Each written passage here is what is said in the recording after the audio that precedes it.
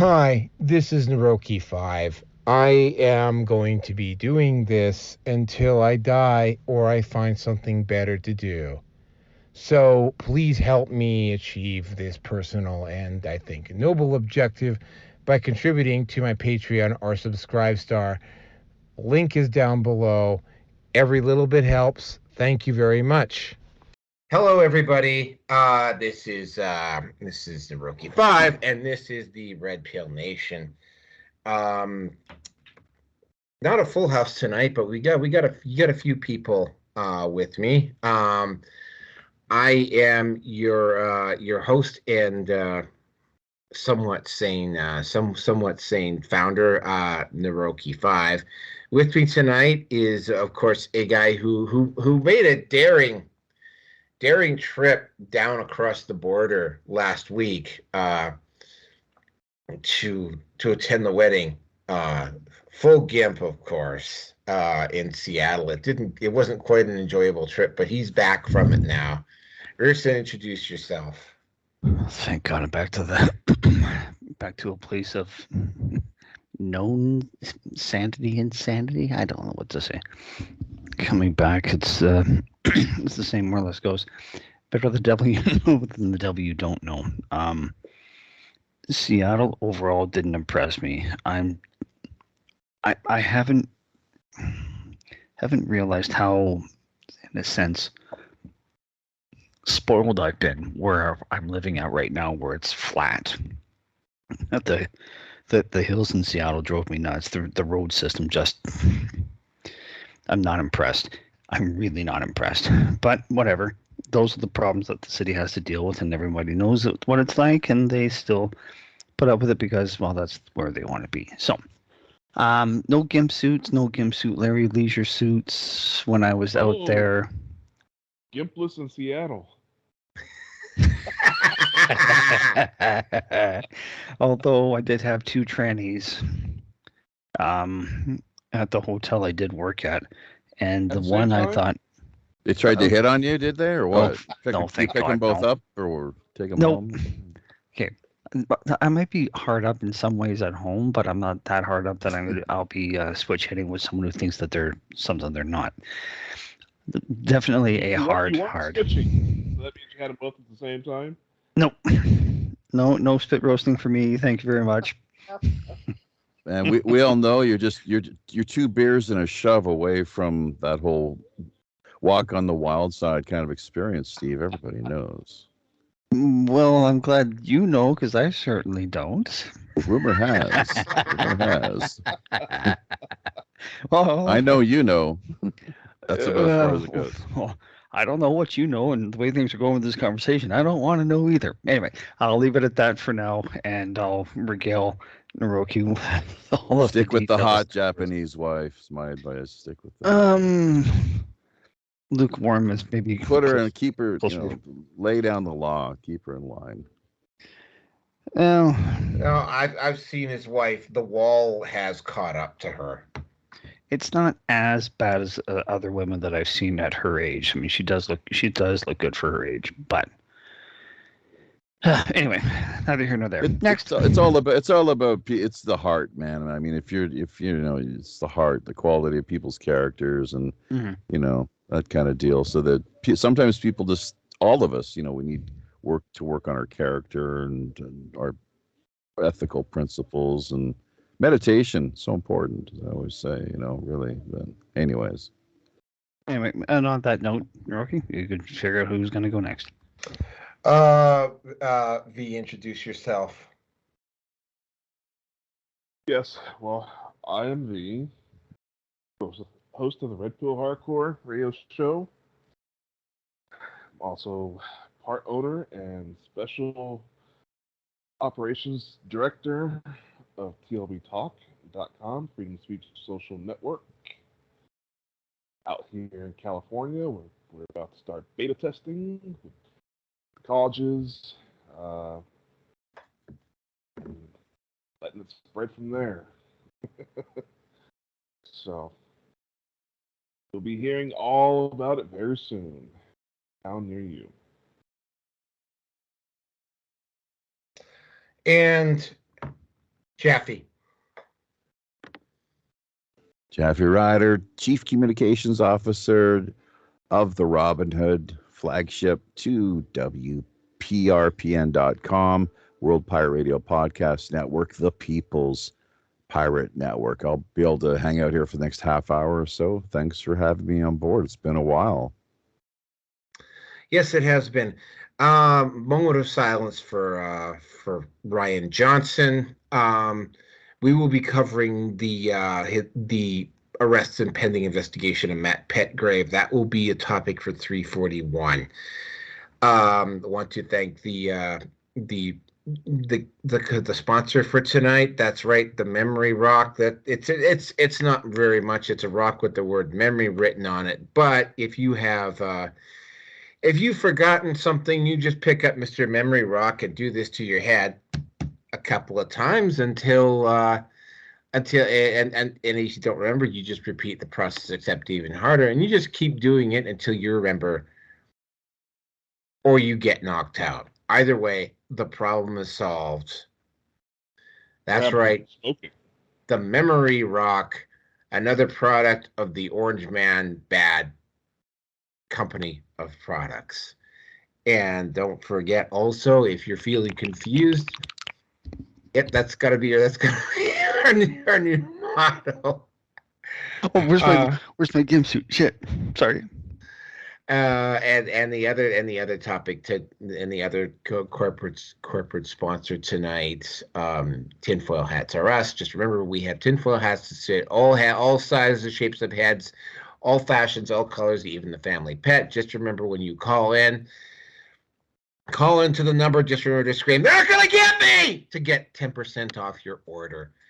That's right, tinfoil hats are us. No more of those pesky alien abductions and getting probed in uncomfortable places. Okay, hold on a second. Chinese staff at hotels in Seattle. Just saying. Timestamp. No, okay. The topics for tonight are: topic number 1, Glamour Magazine names transgender model as 2023 Woman of the Year. We're going to have fun with that one. Topic number 2, and hopefully Jaffe can stick around for this one, Nashville Shooter Manifesto dropped via leak, and it's exactly what you figured. Topic number 3, Jezebel Magazine goes under.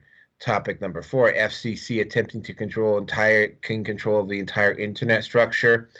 Topic number 5, a man, Kenneth Darlington, shoots 2 climate activists that were blocking a road in Panama. And topic number 6, it's a miracle they cleaned up San Francisco just in time for the Asia Pacific Economic Conference. Those of you who don't know, I am at Patreon as Naroki5. I am a subscribe star as the Red Pill Nation.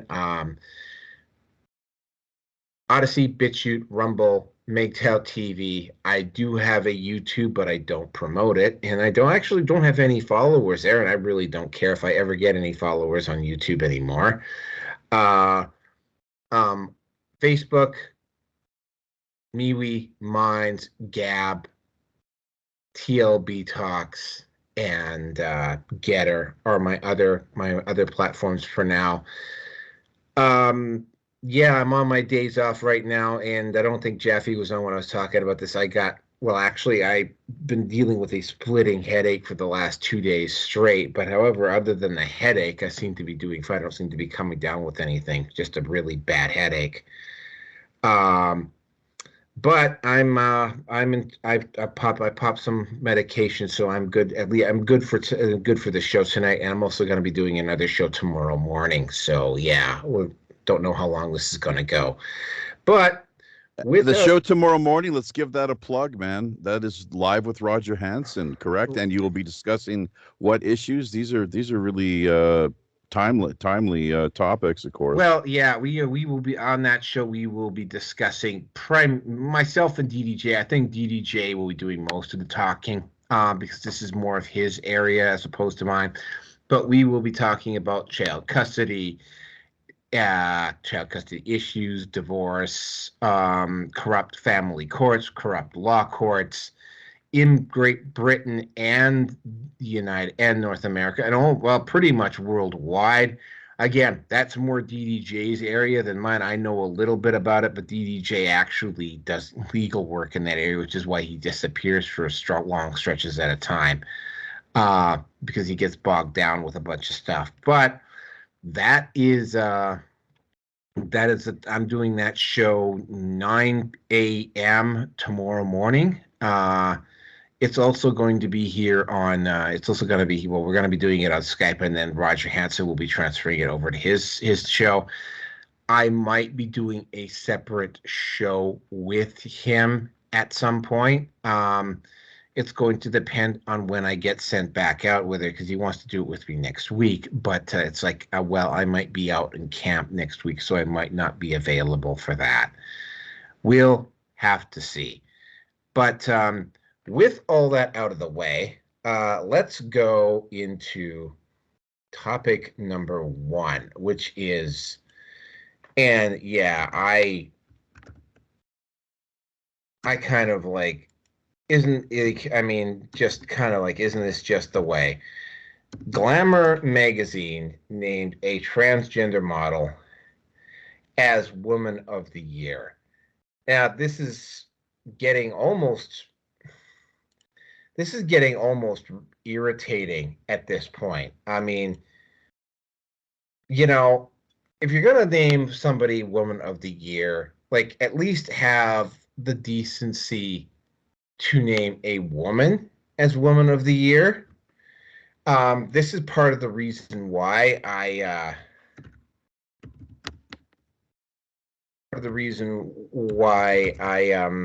why there's becoming increasing blowback, because it was sort of like, and this is the ironic part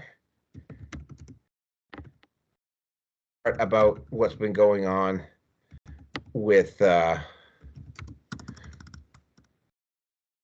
industry. They fought so hard to be these empowered women, and now they're these empowered women, and now it's such a good thing to be a woman that even men are getting in on the act. And to nobody's surprise, it's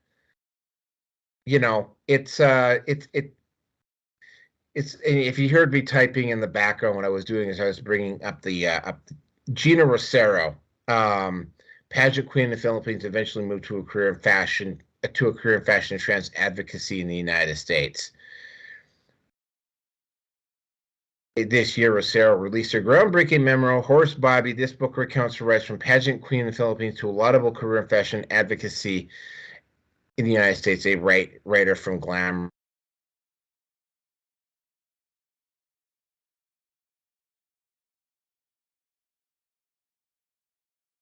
Sounds like Glamour Magazine is setting themselves up to be the next Jezebel. Some of the most universal themes of womanhood. We lost you there in a row. No, it's not Jezebel. We cannot hear you. I'm sorry, I could not hear you at all. Did everyone else? Was he gone there for about 20 seconds? I was gonna say maybe about 10 to 15 seconds or so. But yeah, we lost you, man. We lost you. You lost me? Yeah, we couldn't hear you at all there for about 15 seconds. Okay, boy. So let me just repeat it. Gina Rosero, trans model from the Philippines. She came over. There's that whole. You're going, and I mean, I've already gone on the record with this a couple of times, but I'm going to go on the record for it again. The trans community just seems to be getting more and more and more unhinged. Like, I'm hearing stuff from the trans community that if it was men saying it to women would be, well, no, if you don't like trans women, you're just being transphobic. And it's sort of like, well, no, excuse me. I mean, women have been saying for the last 2 or 3, 4 decades now that men are not entitled to their bodies. Just because you're a man that transitioned to a woman does not mean that you're automatically entitled to a man's body, especially if he's not even attracted to trans women in the first place. And yeah, No, and they also say, nor are you entitled to our bodies. So it's like they want it both ways. That's crazy. You know what I mean? It's like you're not entitled to your own bodily autonomy, nor are you. Do we? Some of us, these radical crazies, that even in a committed relationship, of course, where that's what it's a large part of it is all about, is you're sharing your lives together, including a common bed. But I guess, yeah, some strongly oppose that sort of idea. Yeah. So anyway, she won one of the year. I'm just like, wow. They're setting Just themselves up to be the next Jezebel. Glamorous. I'll predict it right now. well, I mean, like we are going to be covering Jezebel this in the magazine this on this particular show. The whole issue here is that just like this community is getting more and more. And keep in mind, as I'm looking at photos of Gina Rosero right now. I mean, it is not a bad. She looks better than most women do. That being aside, she is still a he, and why not trans of the year? I mean, that would be wonderful. Then she could easily. I would support that. Not that I spend a lot of time, looking into these matters personally, but that would make the most sense more than anything. The trans of the year. But you're right about not being. It's the whole debate and argument gets quite. Not that you do a lot of research on this, Well, I don't. It's like I check got your browser history. Yeah, exactly. Yeah, right. I have occasionally once there would be things that'll pop up, but there's a wide range of issues, of course. More ways than one, right? If I did, I would be able to be more articulate regarding the whole these matters. Well, I mean, it's like they're going at that. It's not only are they going after people's kids, but they're actually like at the point where they're like literally trying. And then when we get to topic number, I believe it's topic number 4, you'll see this, right? I mean, they're starting to lose everywhere, so they're requiring the government now to step in and enforce the agenda for them, which is a big part of the reason why they had the 1 million person march here in Canada very recently. And those that again, Canada was the first one to pull this off, and it's like it's starting to spread all over the place. It's like it's getting, when it reaches the point where you have to, like, for instance, in BC, they have it mandated provincially that they have to bring this in. When they're at the point where they can't just sneak it in anymore, and they have to use the power of the state to enforce their view on other people. What are you talking about? Bring what in exactly? Trans education, allowing trans to have access to, basically, I don't know what the name of because it was part of the protest that occurred at the 1 million person march. The provincial government in BC. Sex education has been a part of high school curriculum for years. What you could integrate it into that but this isn't. I don't think this is just. This is. I mean, I don't think this is. This isn't high school though. This is elementary school level stuff. That's something like, obviously, we're coming for your kids, as they've been saying. So they are literally coming for the kids, and they're using the power of the state. And again, this is not organic.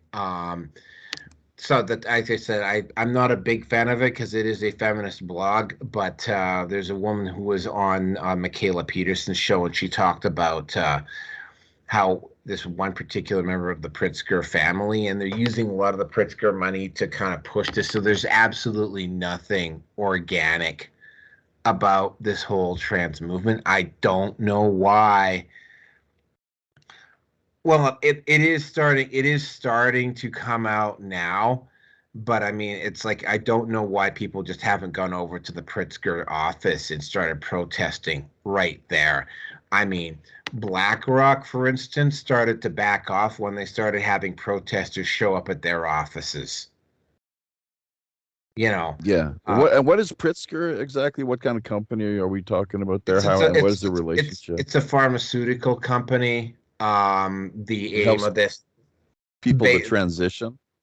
Yeah, well, that's part of the issue is that they do have a huge market share in pharmaceuticals, in particular the pharmaceuticals that help people transition. You have to stay on for your entire life after you transition. So it's a hugely expensive market, and they're not doing this out of altruism. They're doing this so they're basically creating confusion Yeah, they've and got a vested interest, clearly. yeah.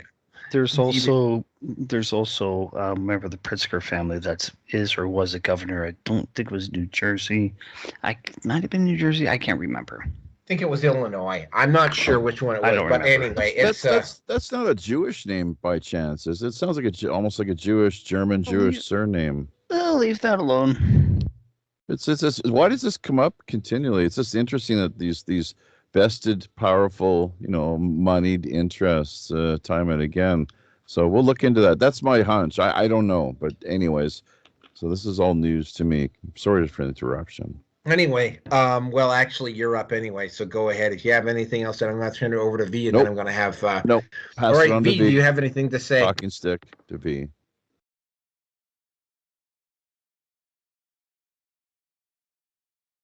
He's having fun in his camper van, running around, putting out fires or something, probably. Well, I'm sure he's not having fun with me. The cooking... That's interesting, V. That's incredibly deep. Oh, there you Well, you know what? No, camper van's too small. I have an RV. can't tour across.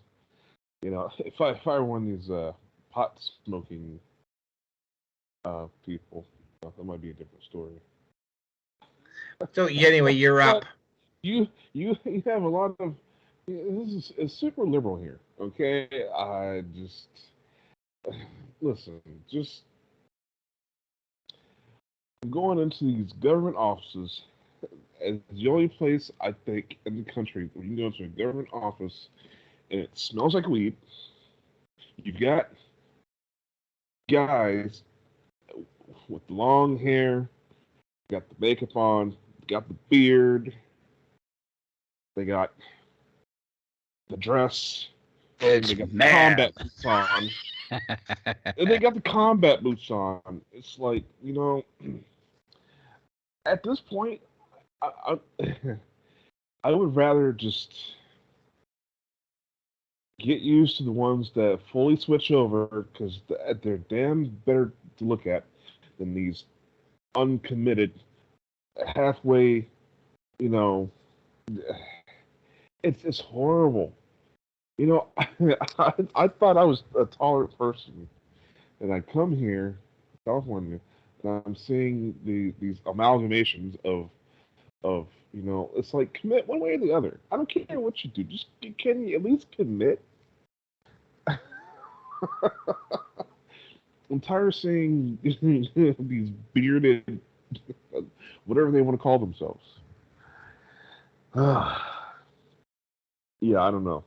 But this is where it's going. It's. I think women are going to be phased out.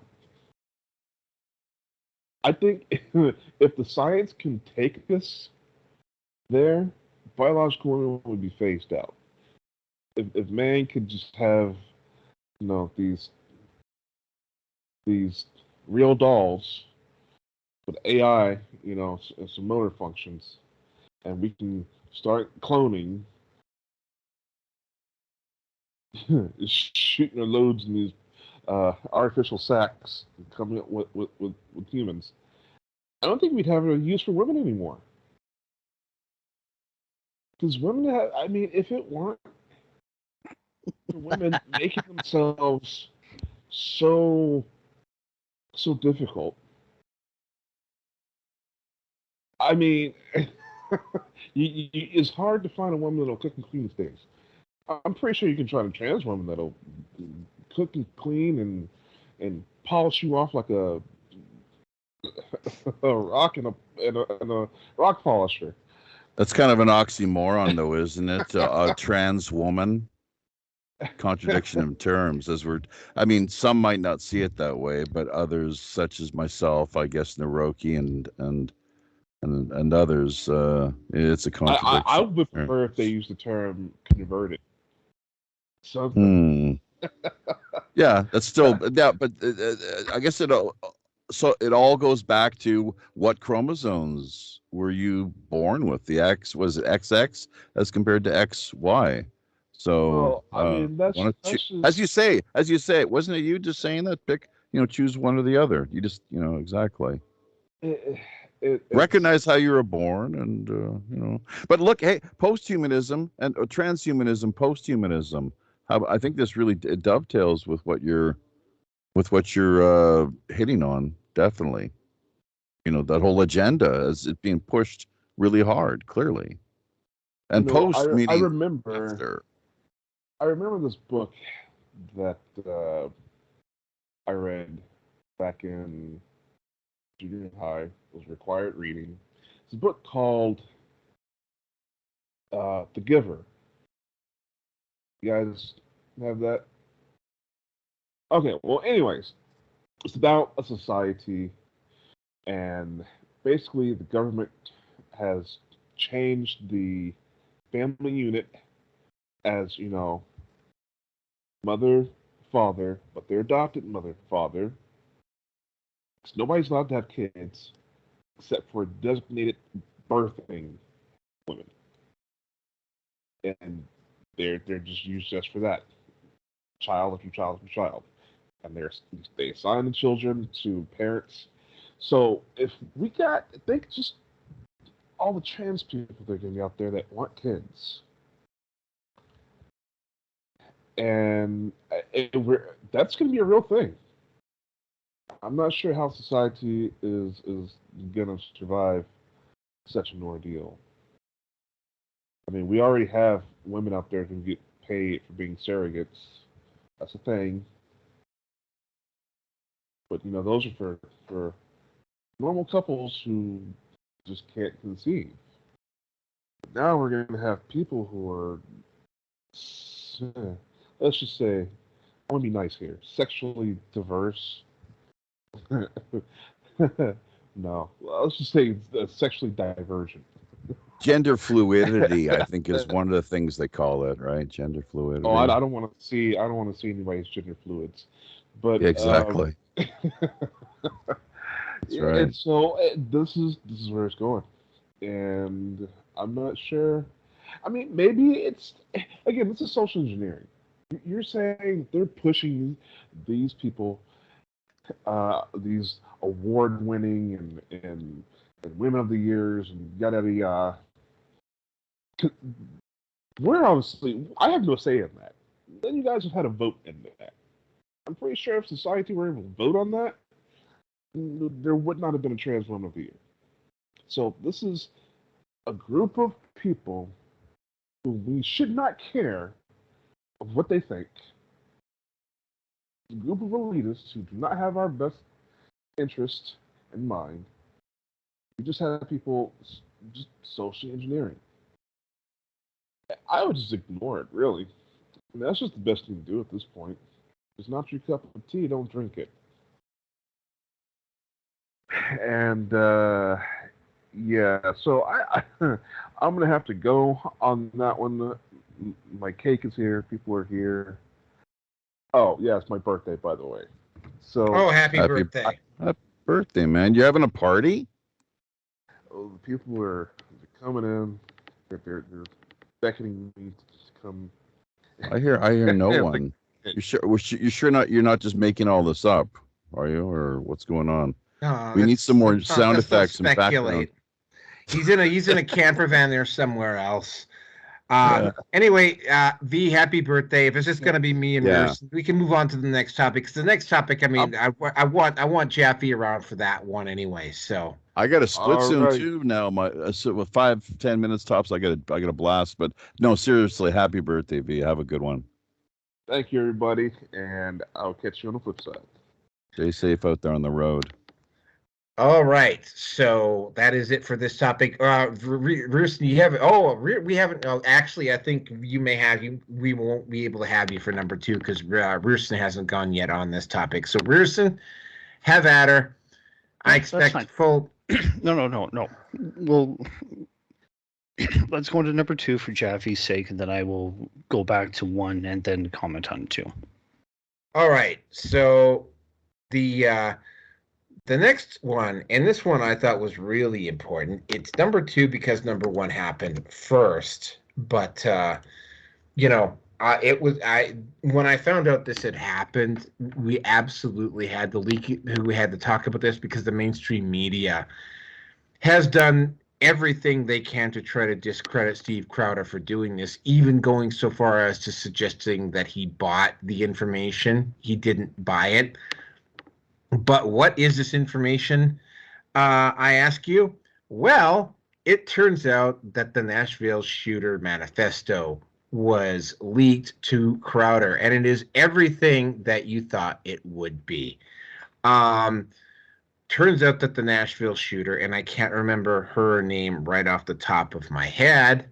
If one of you wants to take a look at that and actually get back to me, I'll know. But she did incredibly detailed notes about her attempt, including quote, and like this is actually quoted directly from the site, getting excited about the fact that she was going to commit mass murder.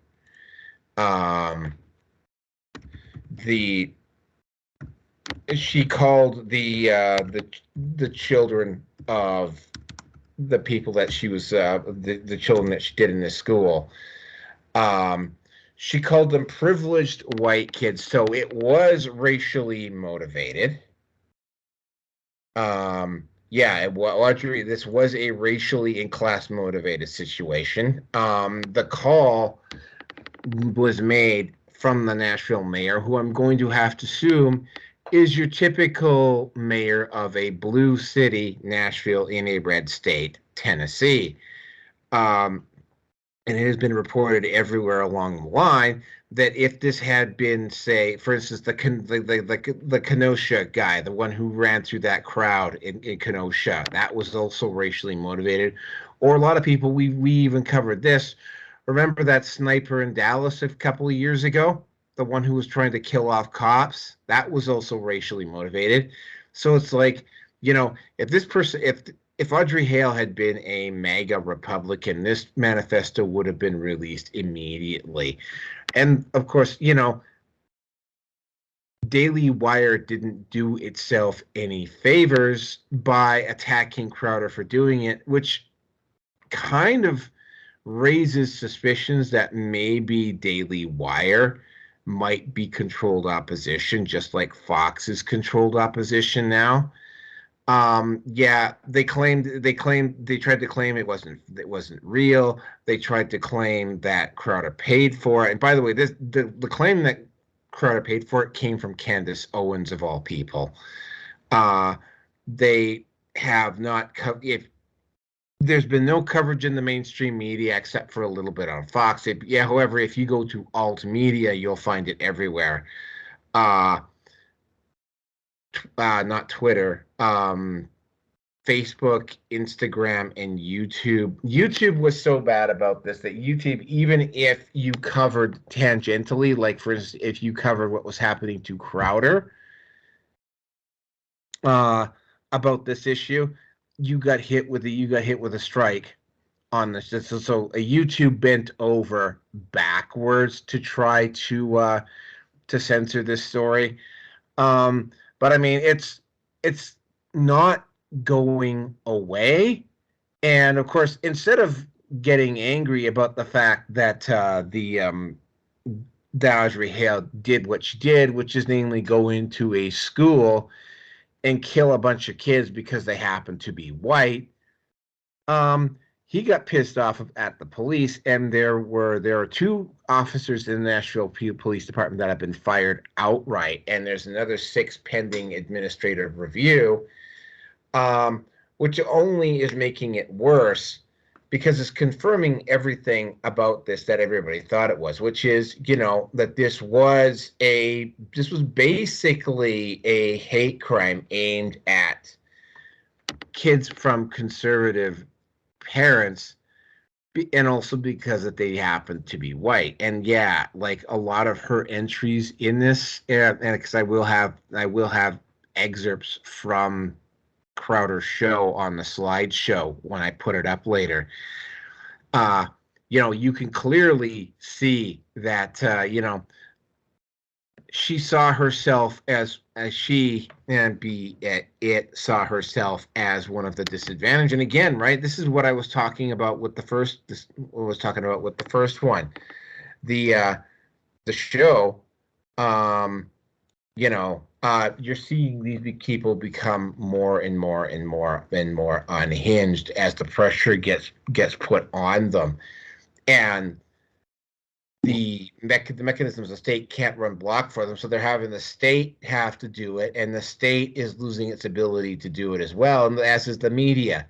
You're talking about the trans community as they are conventionally known. Well, and here's the thing, and I got to go too, so don't have much time. I if you want me to say something now. Yeah. Say it now. That's what I was prepared to turn it over to you. So go ahead.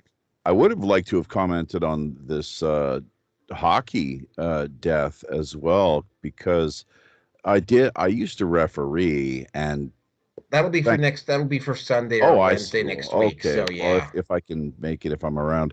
Thank God though that I never had to witness anything of the sort. While I was playing junior, sometimes there were some pretty horrific things, people taking slap shots to the face and that sort of thing, like a deer, like, oh my God, it's PTSD flashbacks, but to focus on this and this only, these people are mental. That they used to be. Let's not forget, it wasn't so long ago. People with these sort of, I guess they call it, what is it, dysmorphia, body dysmorphia. They have body identity, gender identity issues. Gender dysmorphia. Yeah, go ahead. Keep going. They're really confused. They, not so long ago, were institutionalized. And including even the homosexuals, I think, if memory serves. Like I said, this is not my bailiwick exactly, but and I haven't really looked into the Nashville shooter, that incident, all that much either, to be quite honest. However, I can almost guarantee you this person not only was on hormone blockers or boosters, whatever the case may have been, but also psychiatric, if you want to call it medication, drugs of some form or another, almost, time and again. It's more the rule than the exception that these people are on some form of psychiatric medication. And it's really horrific to hear about.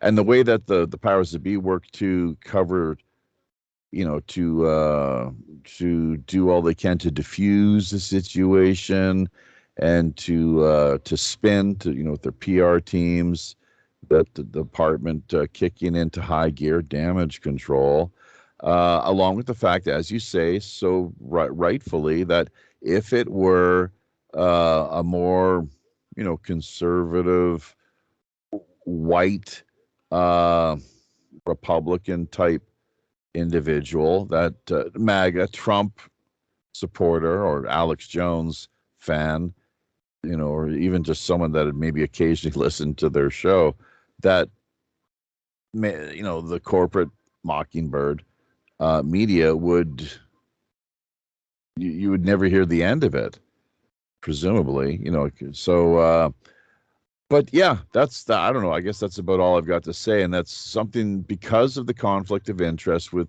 with corporate media. The reason they don't talk about the psychiatric medication angle is because they're squarely caught up this total, the crosshairs, a conflict of interest. That's what they don't want to bite the hand that feeds them. Look at Pfizer as it came out not so long ago. The bulk, most of what Anderson Cooper, aka Vanderbilt, as if he needs more money, really, he should be working for free.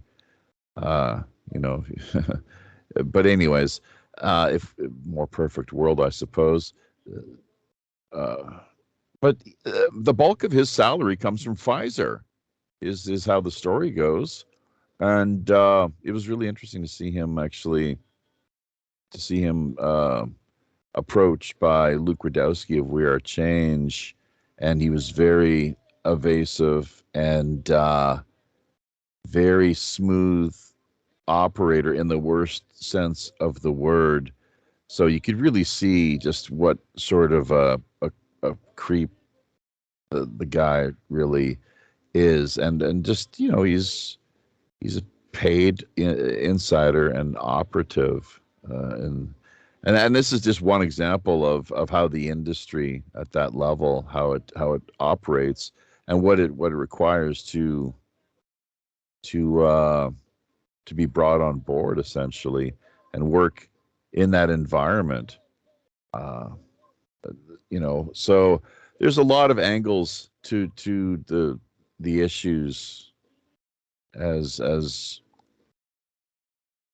they are, as far as impacting and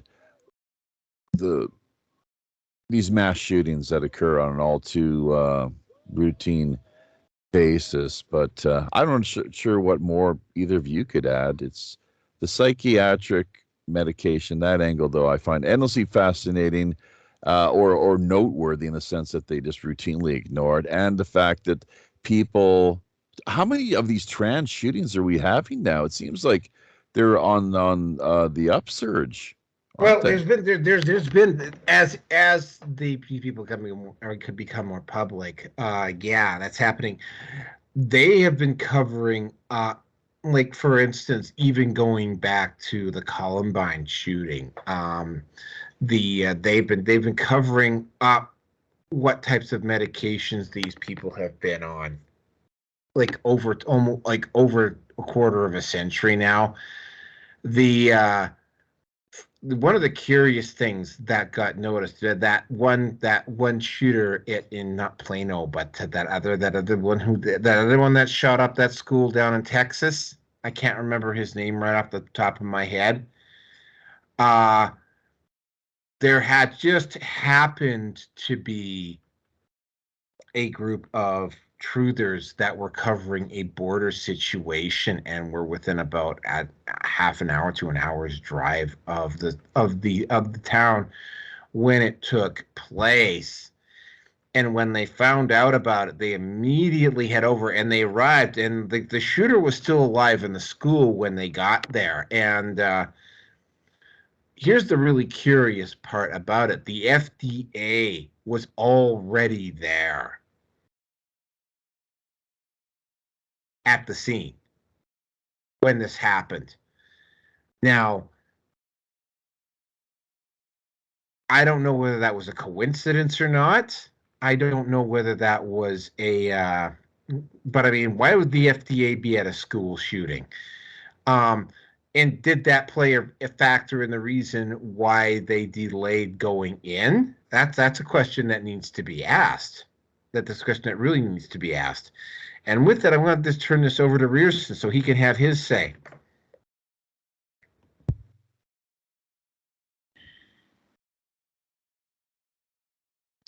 I'm still trying to wrap my head around the whole thing with this,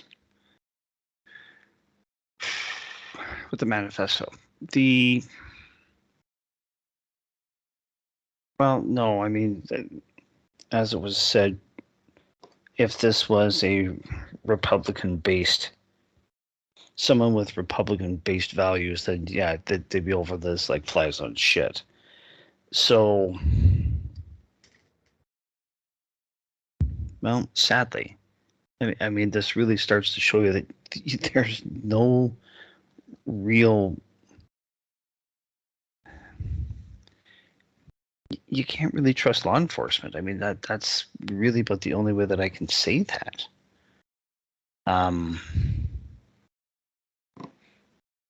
Not that I'm already not a cynic, but this isn't helping or belief that things are done the way that they should be, not by the way that people want them to be.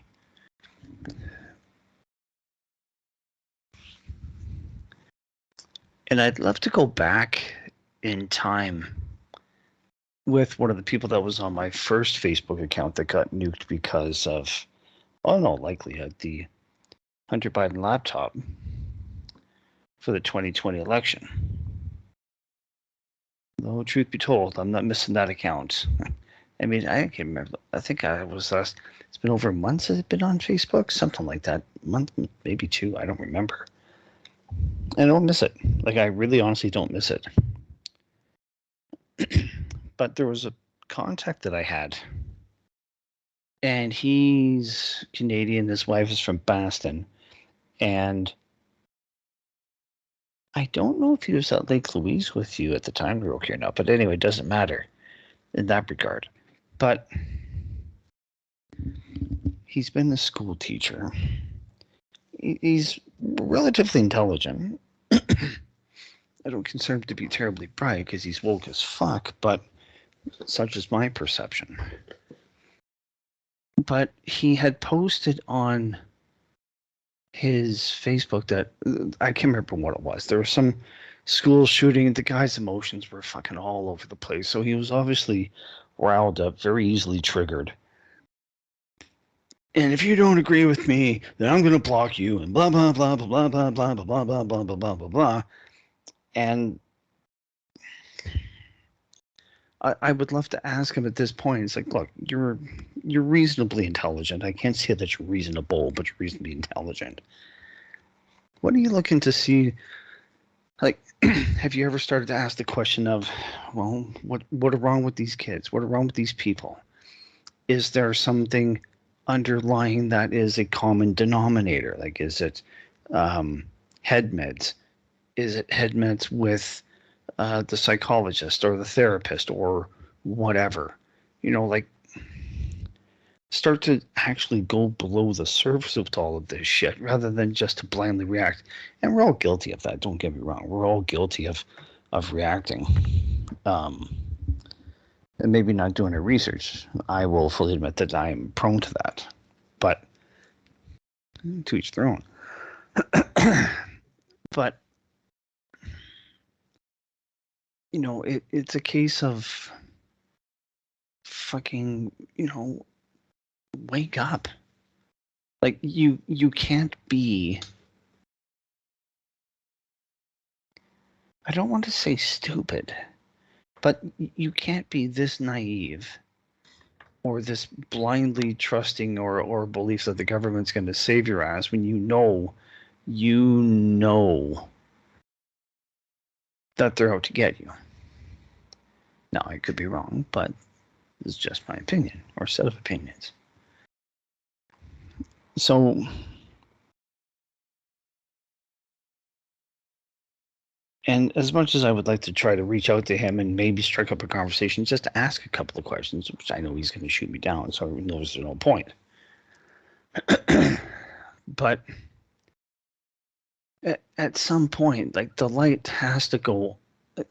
One would think that the light would turn on at some point to realize, wait a minute, something's wrong. Things have only gotten, every time this happens, they're tightening the regulations more and more and more and more. And to ask the question of, and what happened in Armenia when the Turks took away the weapons? What happened in China when they took away their weapons? They couldn't fight back. You know, how many examples in history has that happened where the population couldn't defend themselves and they ended up getting slaughtered? But those are difficult questions. No, it's a relatively simple question to ask, but no one's really asking it. And no one's asking in the mainstream media, let's be honest. So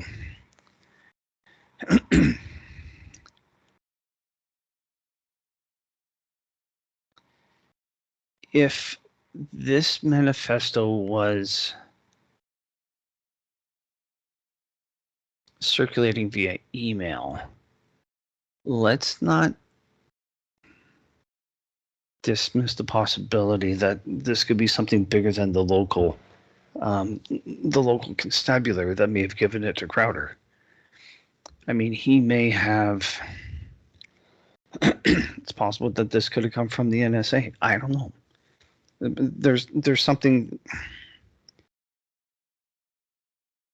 My feeling is that there's something bigger, much bigger than an informant in the constabulary that did this. I can't put my finger on it. I can't prove it, and I fully admit that. But it doesn't feel quite right.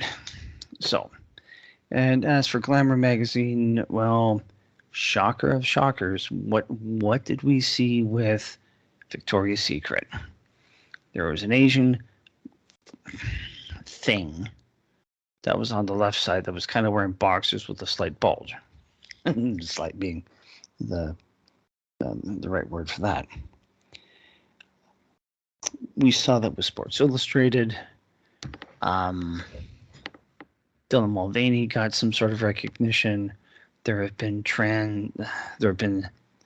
dudes that think that they're ladies winning contests and getting awards and whatever else in an attempt to make people accept this and normalize it. I'm only saying that it's normalized in the sense that this is all being pushed constantly. So it really should not be any surprise to anybody if you've been watching this trend over the last little while. Now, and then I looked into the ownership of Glamour.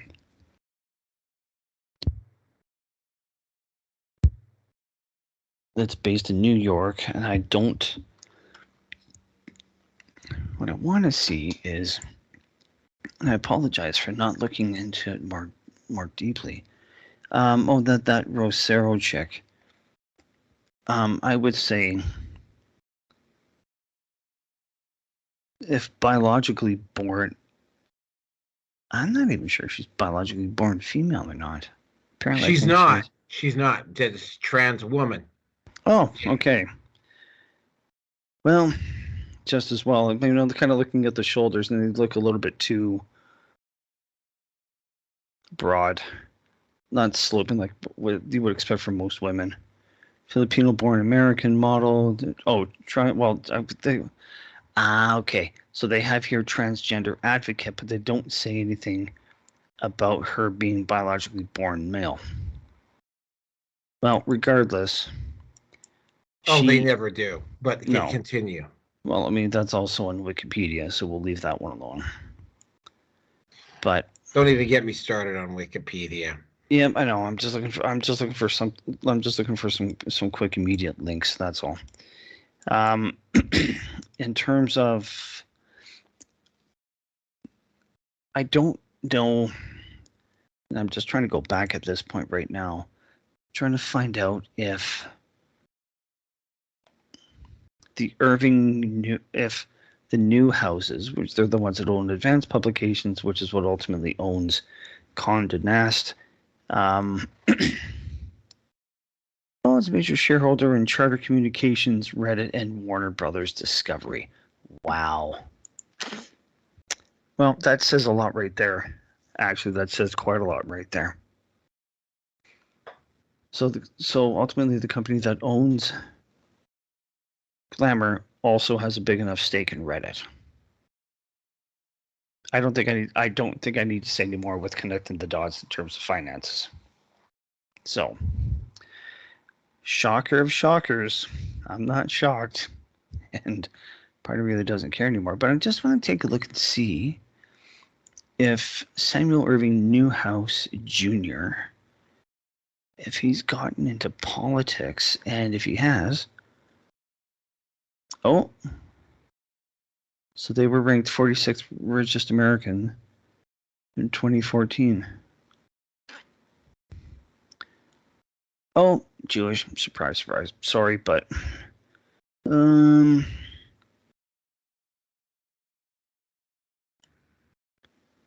yeah, I don't know what to say at this point. It's really not all that shocking. And again, considering that the Talmud is all about the 6 genders: regular male, regular female, bisexual male, being bisexual, homosexual, and then gender benders. So, yeah, I got nothing more to say. So, all right, let's move on to number 3. Oh, number 3. This one. Okay, hold on a second here. Let me just timestamp that one. Okay, so topic number 3. Well, this one was actually a bit of a surprise. Okay. I knew because I had been following this particular website for over a decade. You got to understand how far Jezebel Magazine had fallen. Okay. Jezebel at one point on the internet was was not just a top 1,000 site, it was a top 100 site. Isn't one of the most 100 viewed sites in the world. It was the gold standard. It was the place that, when this is something, because I said this to a voice from man. First, you break into the top 100,000, then you aim to get into the top 10,000. And eventually, what happens is that you aim to become bigger than the sites, the feminist sites that are already there. Like all of the feminist sites have lost a lot of their luster. Well, this has happened with the men's rights activism, MRA sites, although the men's rights movement is beginning to gain some steam again because there's been so much vitriol aimed at the manosphere.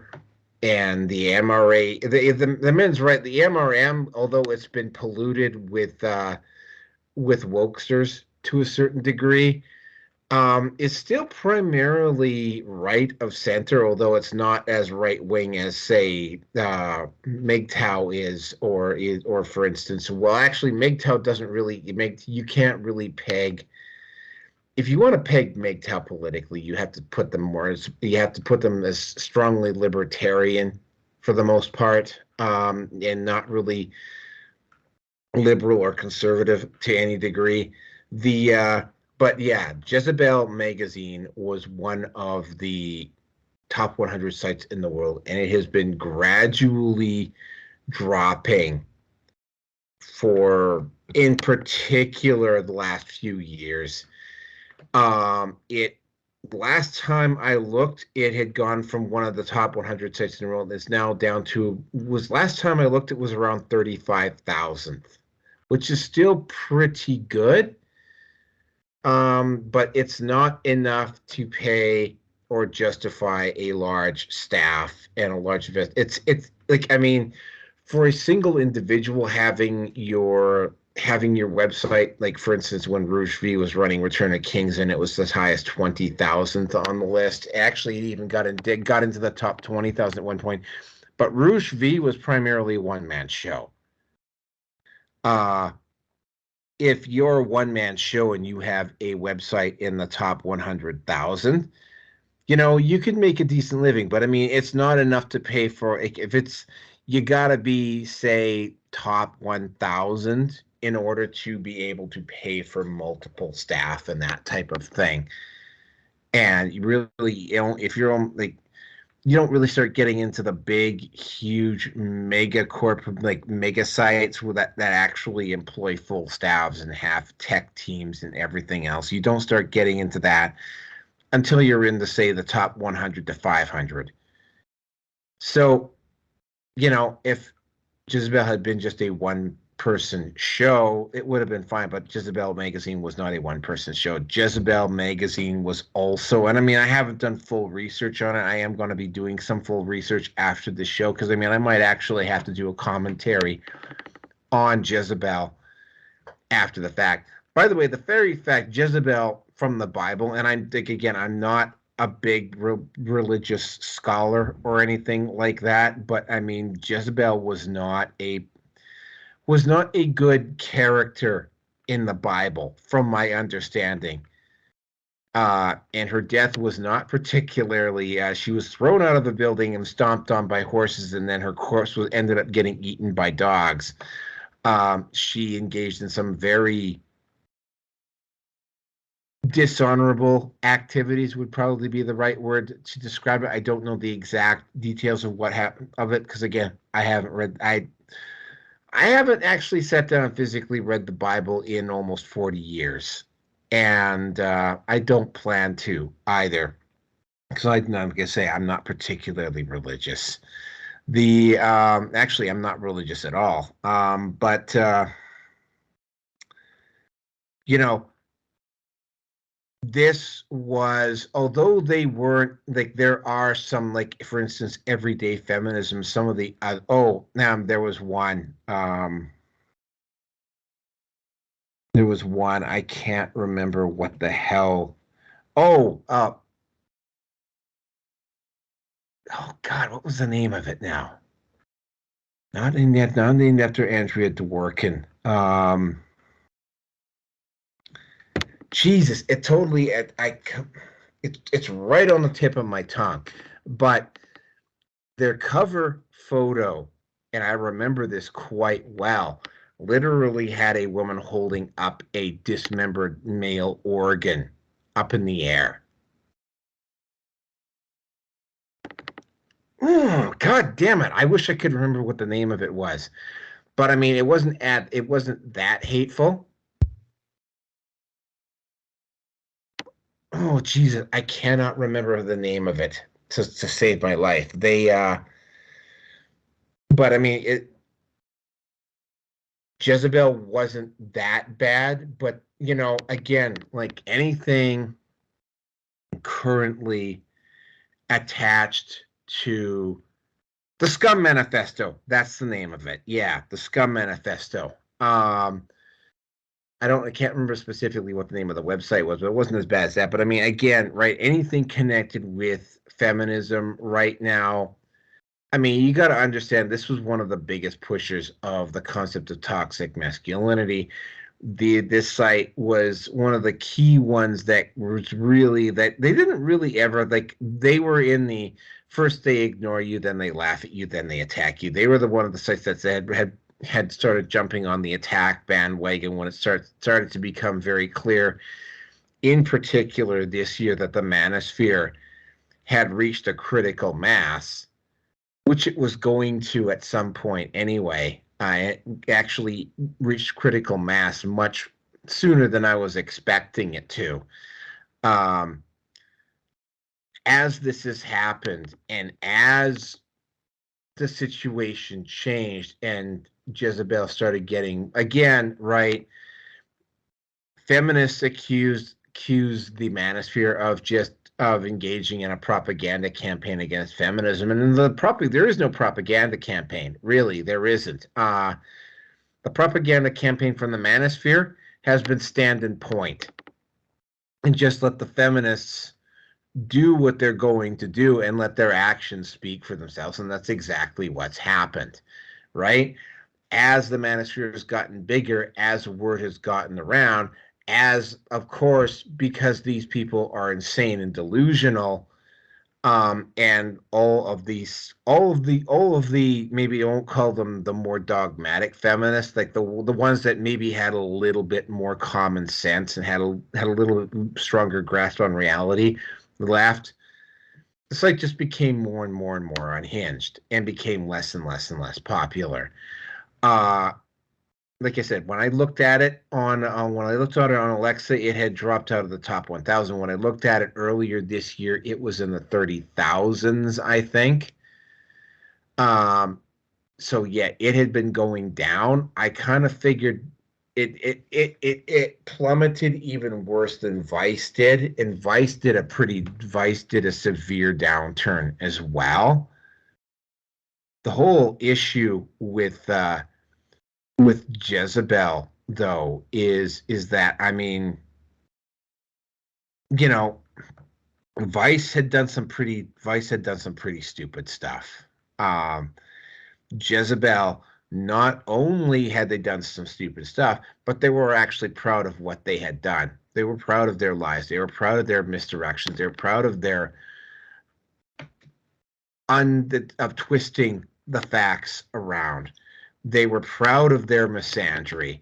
And again, as the manosphere has continued to get bigger and stuff like this becomes exposed to more people, the less popular they became. And it's like I say, it wasn't one thing that brought Jezebel down.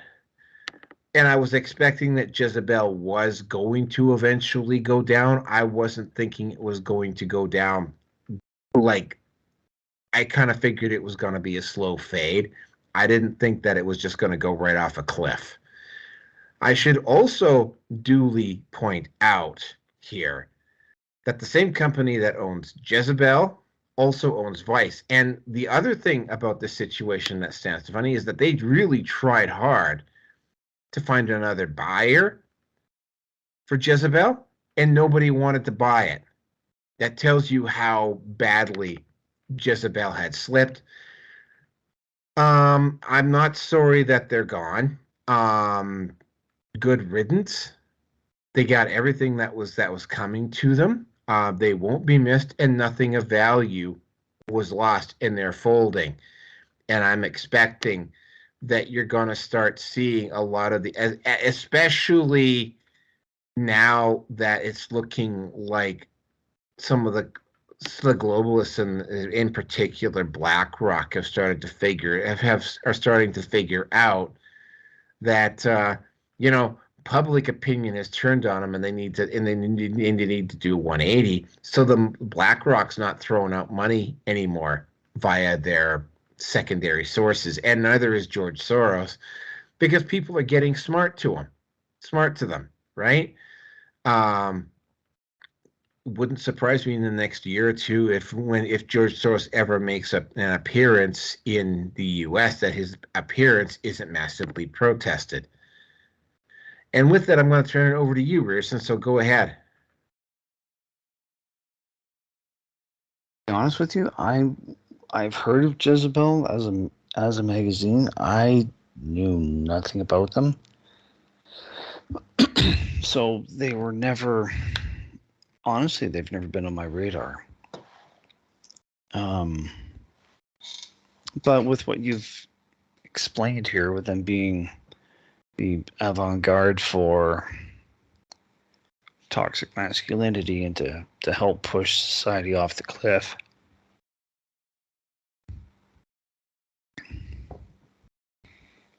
well, it's good that people are starting to realize what's going on here.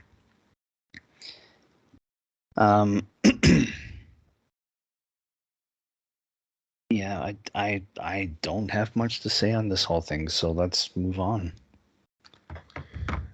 Yep, good riddance at Jezebel Magazine. You won't be missed. I am looking forward to Everyday Feminism and a couple of the other Scum Manifesto.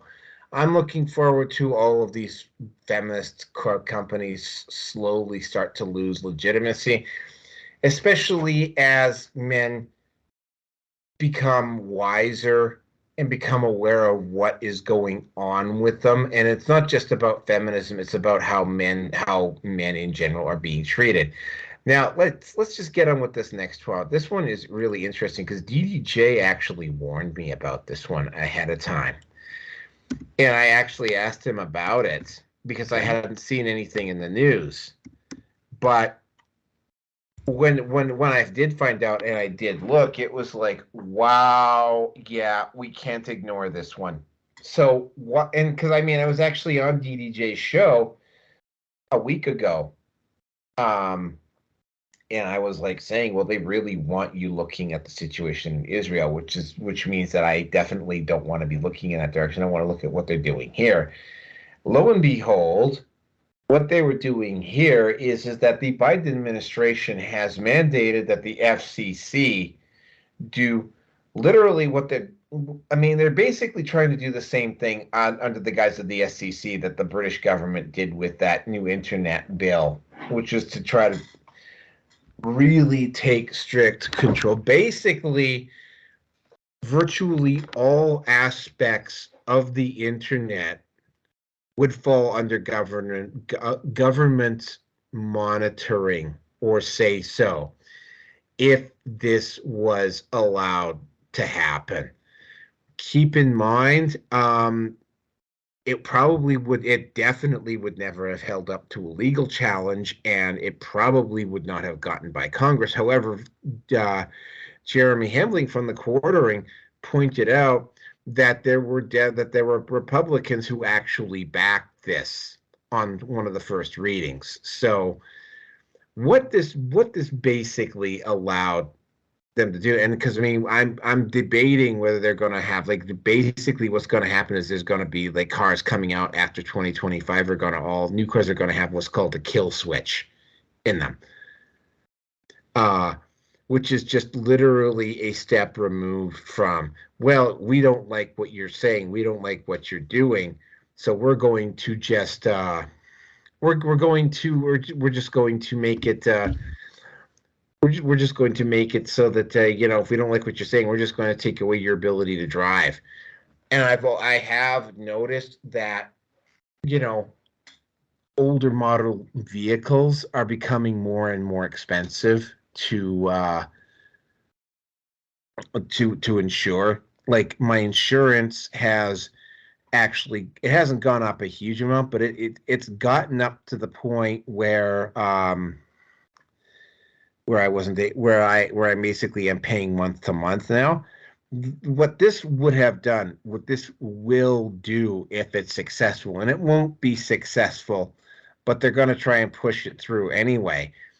And this is similar to when Biden tried to use OSHA to mandate that all companies with over 100 people have to have all their employees vaccinated. This would allow the government to effectively mandate control. And by the way, this is being done under diversity, equity, and inclusiveness. So, companies would have to hire, and new employees would have to tick boxes.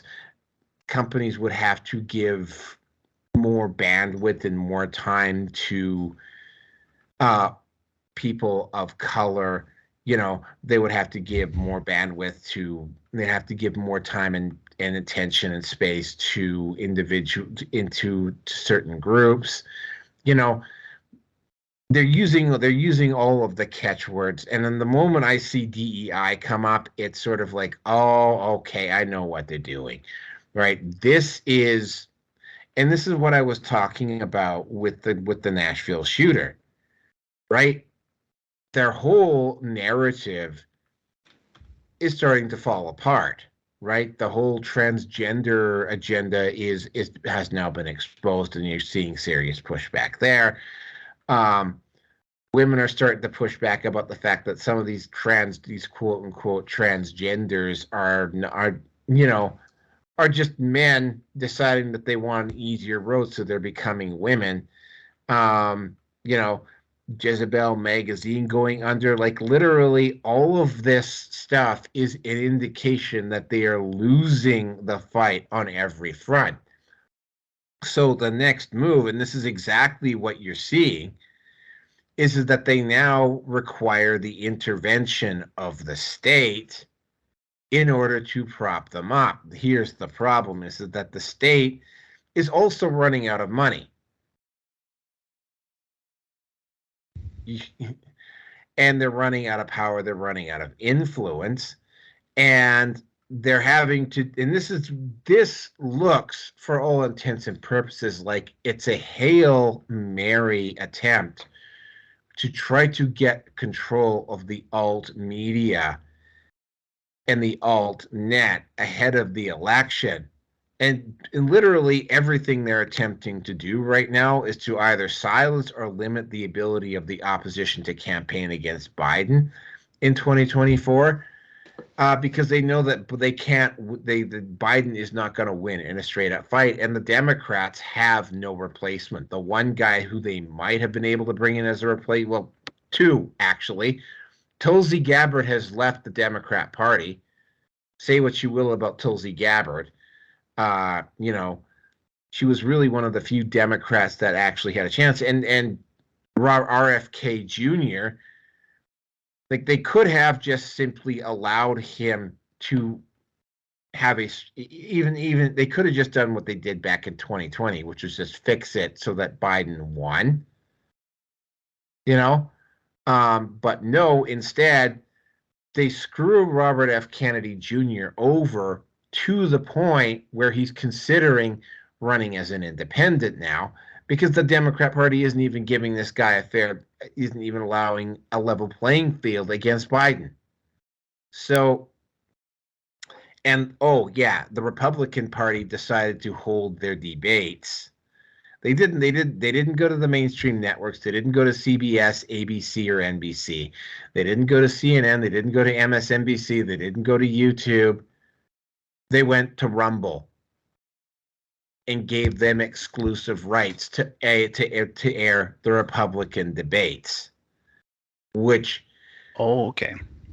is a huge red flag for them, because first of all, the very fact that they're including Rumble on the list of establishment companies says something right there. Oh, by the way, Odyssey is not very far behind, so Odyssey will be on that list fairly soon as well, I'm having to imagine. The whole thing is going to just backfire on them, and this is what you see. And they can't beat Trump in a straight up fight, so they have to get him. They have to do everything they can to get him in jail before the election starts, because at least if it's DeSantis or Ramaswamy, at least they have a fighting chance. They have something resembling a fighting chance. But against Trump, no, it's pretty much game over at this point. So the only option they've got is to get Trump in jail somehow. And, part of that process isn't the attempt to take over the internet and the alt media that is built up, and is built up to the point now where it's starting to not only is it cutting into the actual legitimacy, but they're actually starting to cut into the financial returns that these companies are getting, because they're not getting the ratings that they were getting a few years ago. And because the economy is the way it is, they don't have the commercial sponsors just don't have the same money to throw at television commercials, which are losing their efficiency because there's too many options away from TV. And, the ads are just as propagandistic as the actual show itself. And, for instance, this whole thing with YouTube, I for one I'm not watching YouTube on Google anymore, right? I got hit with this "you're only allowed to watch 3 videos in one day" routine, and then I found out that you can go over to Brave and watch content there. So that's yet another thing that I belong to. That I'm slowly but surely moving everything over to Brave, right? So, and it's because they were going. It was bad enough that they were going to try to make me watch those goddamn fucking annoying ads on YouTube. But not only are they doing that, but they're also, after they did this, they put more ads in for instance, the one thing I do watch YouTube, that I do have YouTube for, is because of they've got the biggest selection of music out there. You know, I don't watch the video. I just listen to the music, right? It used to be you could go 2, 3, 4 songs without being hit with an ad. Now you're being hit with an ad at the end of every single song. Like every single song. And it's annoying. And not only are there more ads, but they're longer. And if you're not paying attention, they will, like, I mean, and what V was talking about a few weeks ago, right?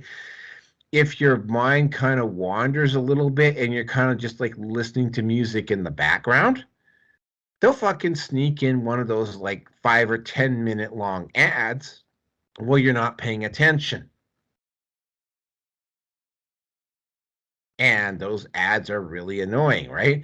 And you might not necessarily know right away. So the ad is playing in the background and you're not really noticing all that much. And then the next thing you know, you've been walking down the street for about 3-4 minutes and it's like this ad is still playing, right? Or you're sitting at your desk and you got the music in the background and you just notice that ad is still playing, right? So this is a Hail Mary. Is it going to succeed? Well, YouTube, Alphabet, which controls YouTube, and Meta, which controls Facebook and Instagram, and I'm going to have to mention,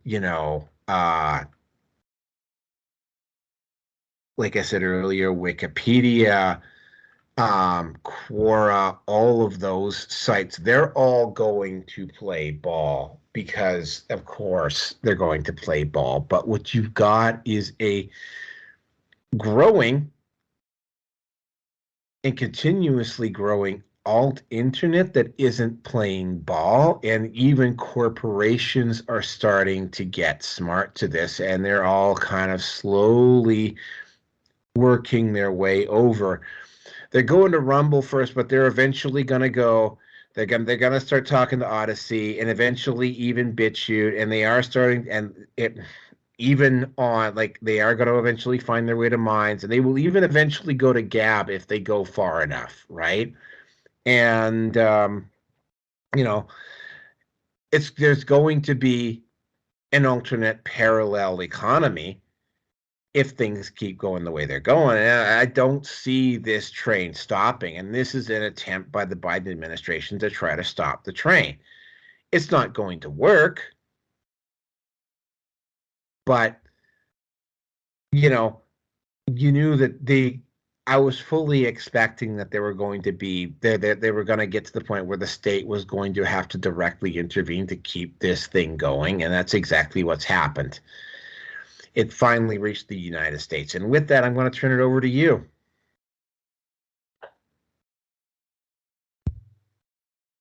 To burst your bubble on this one, and if we're going to talk about this at another point, fine, whatever. But Biden got his wish.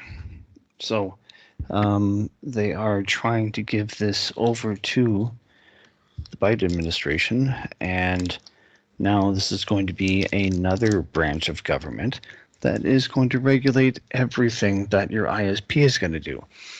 Installation, I believe bandwidth, speeds, what they can or cannot do, things along those lines. And as it was mentioned, I think it was on Geeks and Gamers I was listening to this. Excuse me.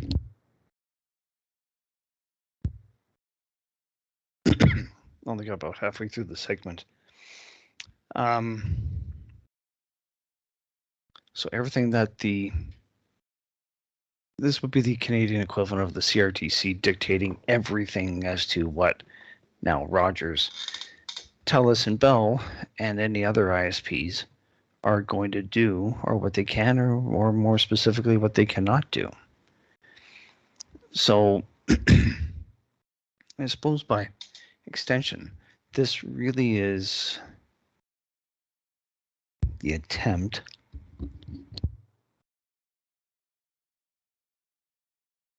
being propagandized against the American public, which was something that for the better part of, I believe, about 60 years, 70 years, something like that, where that was outlawed.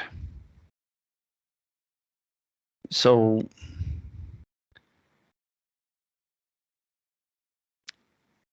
I suppose in this sense, the deep state is working their way through regulating as much as possible. I mean,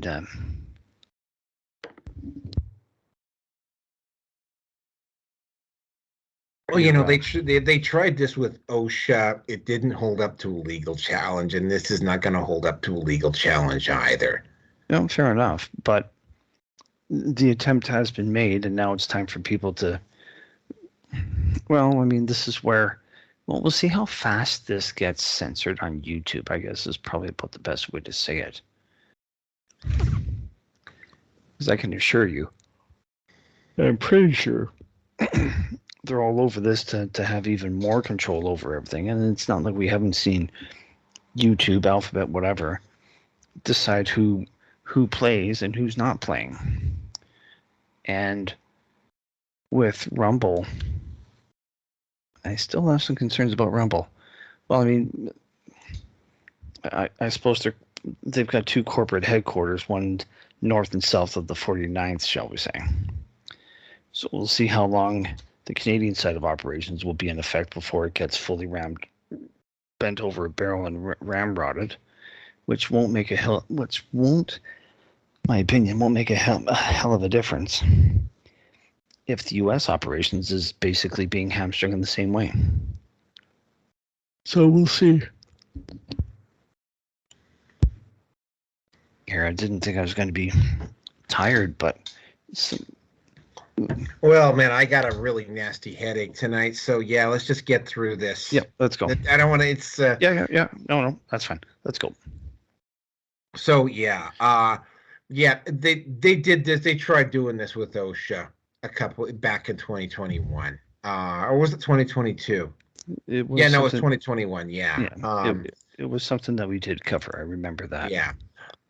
They did try pulling this with the vaccines with OSHA. It didn't hold up to a legal challenge, and the same thing is going to happen here. Yeah, Biden can issue all the executive orders that he wants. Bottom line is that he does not have control. Even if he does somehow manage to get enough rhinos to go along with this, it might not. Well, I mean, I am going to go and say it's going to be a Republican victory in 2024, but it's not going to be a wave. Like, there is going to be a shift over.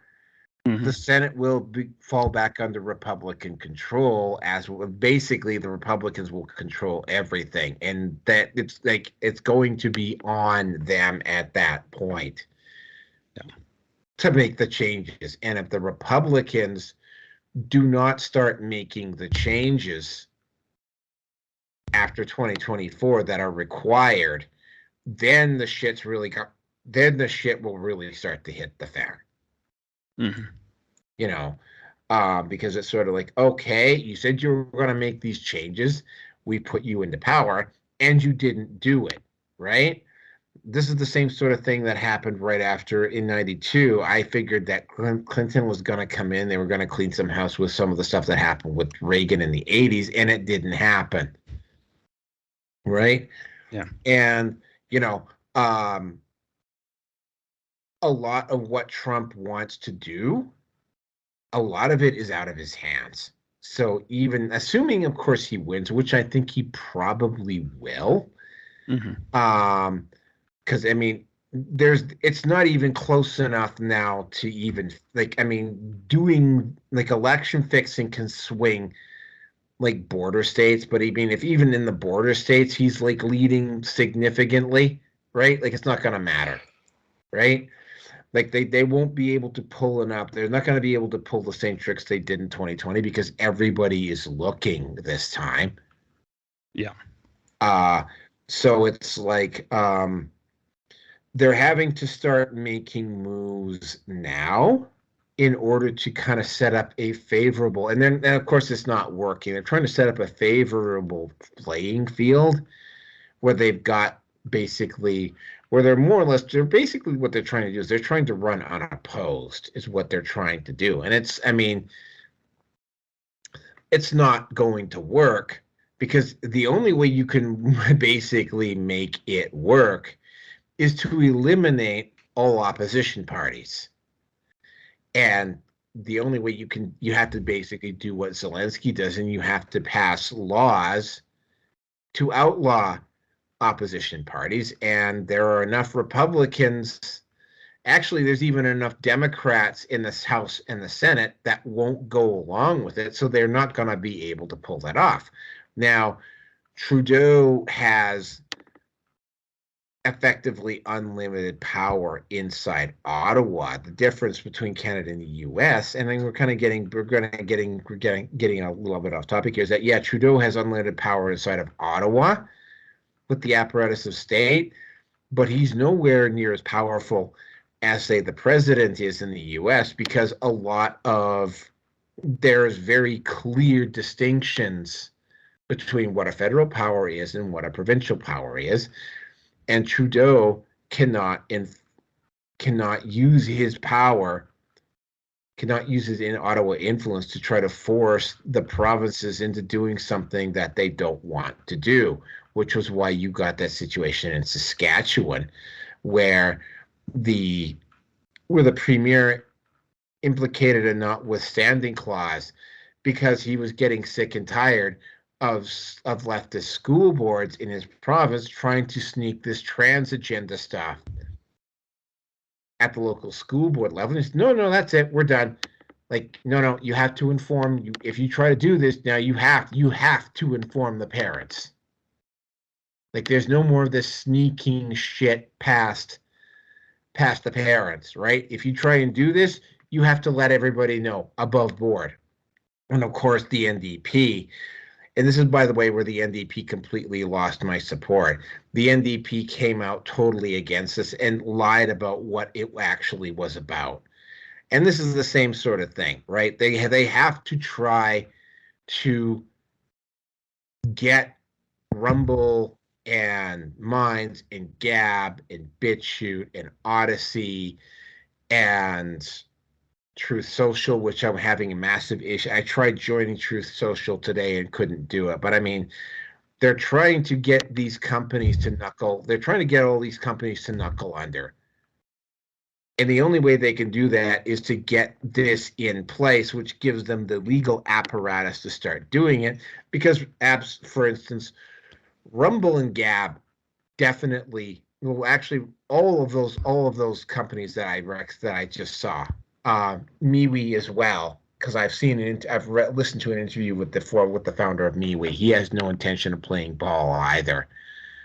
All of these companies are not going to knuckle under, so they need some legal force behind them to try to force these companies to knuckle under. And the only way he's going to do it is via executive order, and he has to do it in such a way that there's not enough time legally for them to do something before the election takes place.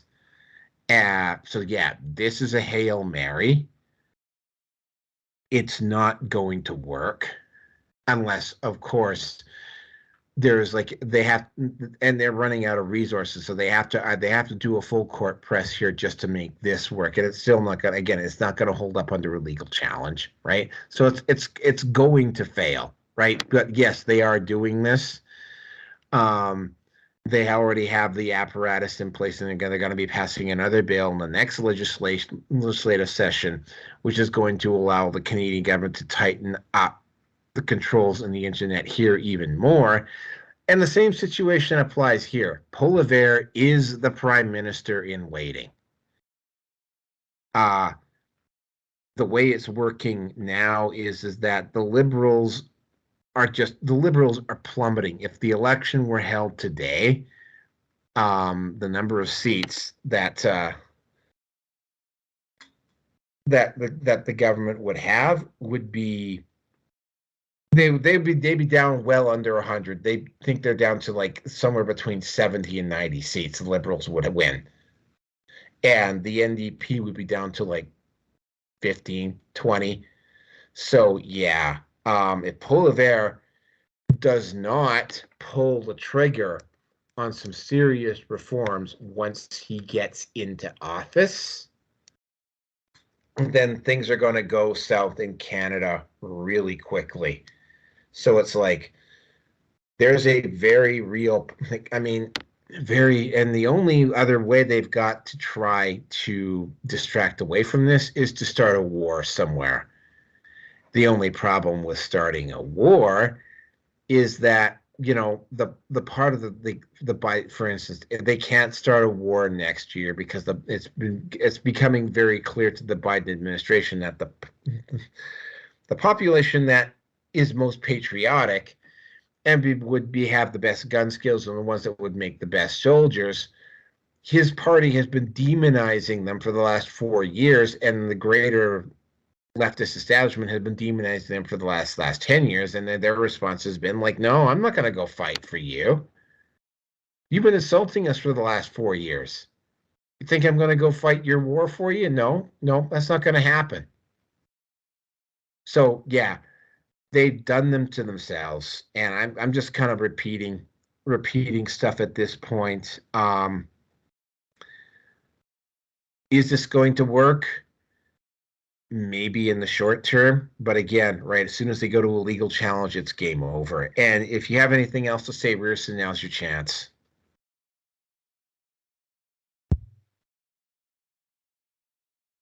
No, I can't really think of anything. Okay. No. Yeah, I'm good. All right. Dare I say it? We might. Well, I don't think we'll get under 2 hours with this one, but I think this is gonna be a relatively fast show. Okay, this next one. And this is another one of those.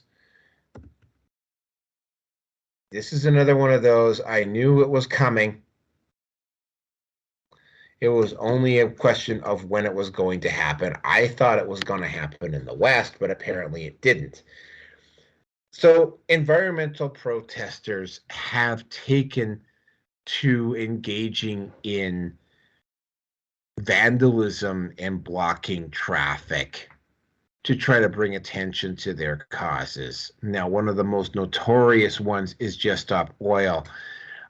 They're getting really bad, and what's going to happen eventually? I thought what was going to happen was that there was going to be a Just Stop Oil protester that was just going to they were going to piss off the wrong person. And I thought this was going to happen. And I could have swore I thought this was going to happen in the U.S. They're going to piss off the wrong person, and it was going to turn into a full-scale riot, or somebody was going to pull out a weapon or something like that, and something was going to happen. Well, it didn't happen in the West. It happened in Panama.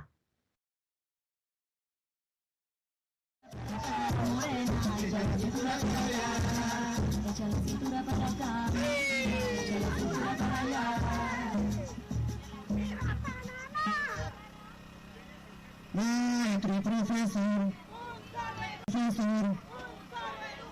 un solo educador, un educador luchando.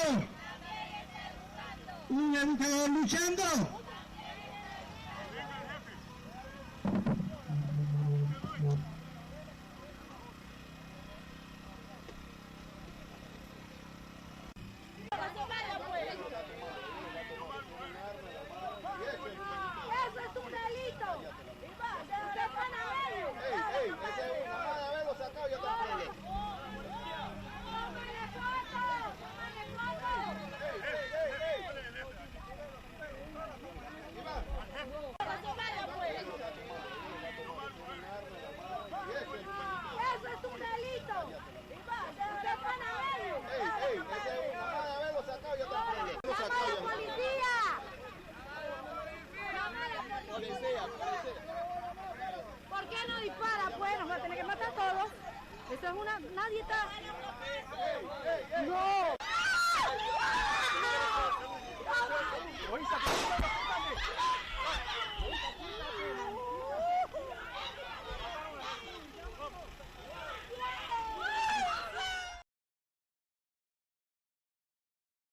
Climate activists are blocking a road in Panama. Ironically enough, it was on a Canadian company, and it's doing a huge amount of damage to the economy. And they're doing the same thing that Just Stop Oil did, and they're just stopping random traffic on the road because they can.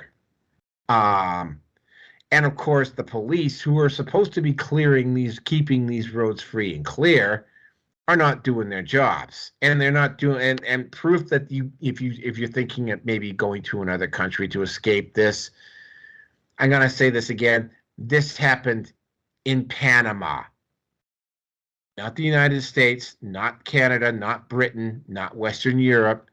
In Panama, a guy named Kenneth Darlington went up to these protesters who were blocking the road. Now, I don't know what was going through his head when he did this, but he started getting into an argument with these people, and these people refused to move. So, I mean, from the video that I saw, Kenneth Darlington just looked at them, and they were being obnoxious, and the protesters were being obnoxious and refusing to move. Kenneth Darlington just said, okay, pulled out the gun, and when they kept being belligerent, he started shooting them, and 2 of them died. Now, when I first saw this, the first thing that Joker pointed out is sort of like, well, what the hell were you expecting? You know, they were going, and this is going to happen more and more frequently as you get guys with nothing else when you get people with nothing else to lose, right?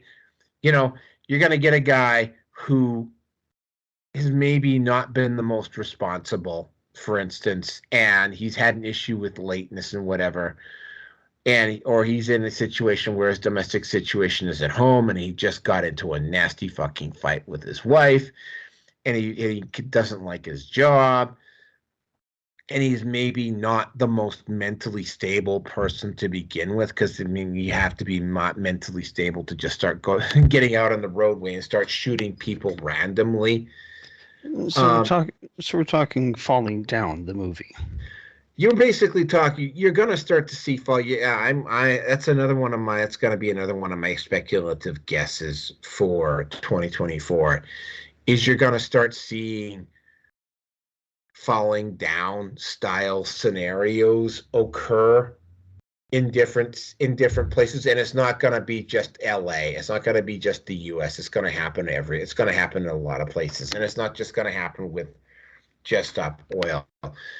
As the economy gets worse, as you get more and more people who have nothing else to lose and have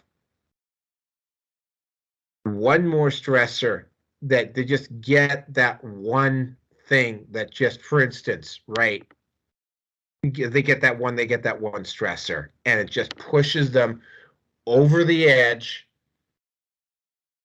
and they just snap, and they never come back. Now, you know, there's going to be an uptake in suicides and everything else, but you're going to get these people who are going to just go out, and they're going to take it out on. I mean, that's what you saw with the Nashville shooter too, right? Although the Nashville shooter was clearly being a lot more calculated with it. You're going to see these guys with nothing else to lose, right? Because these guys have nothing else to lose. It's like, you know what? I give up. You know what?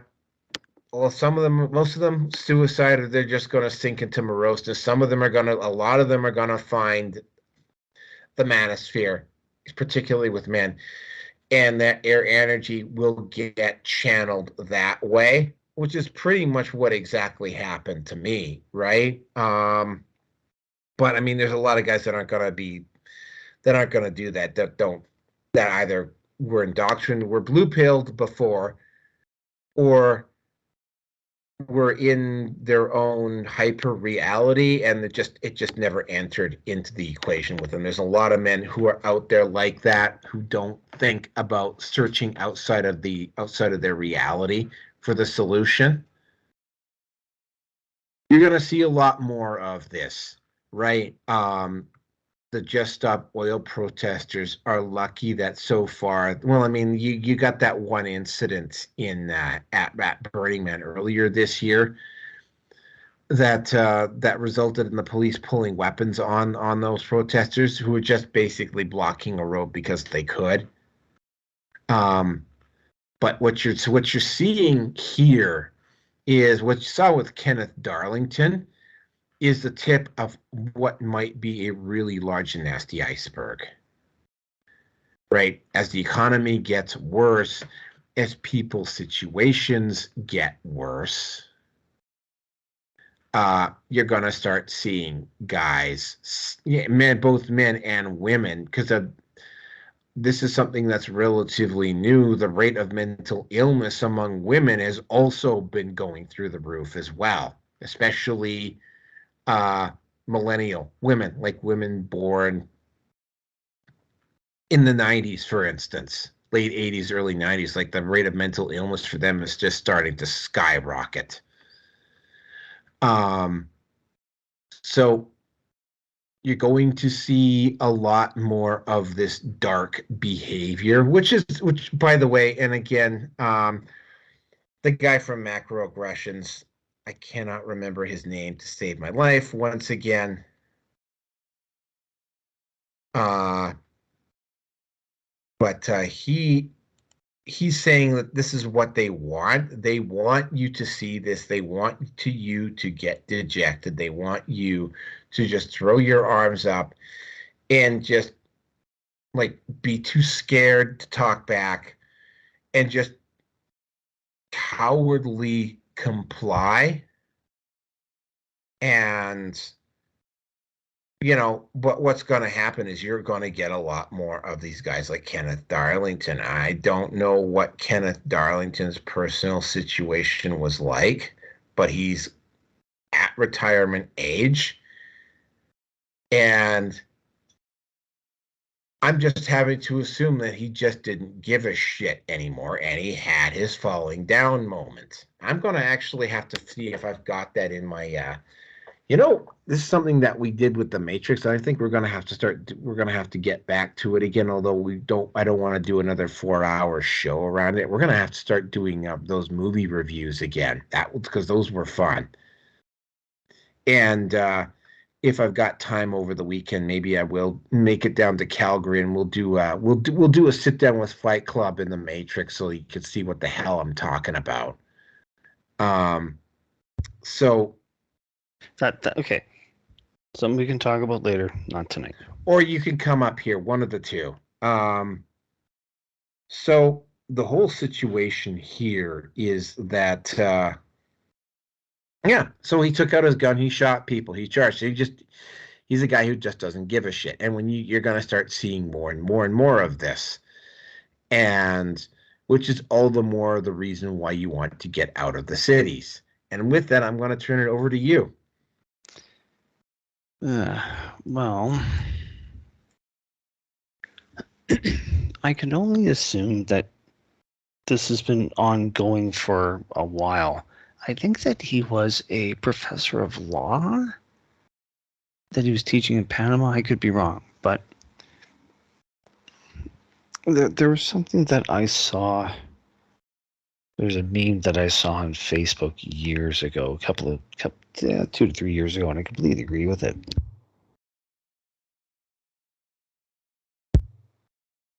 That the less of life in prison just loses the effect. And maybe that's what's happened here. I'm guessing there's something to that degree, where he just said, I can't fucking take these idiots anymore. That's it. Whatever. Stop. Please stop. Okay, I'm asking you to stop. Okay, all right. I warned you. No. they're done.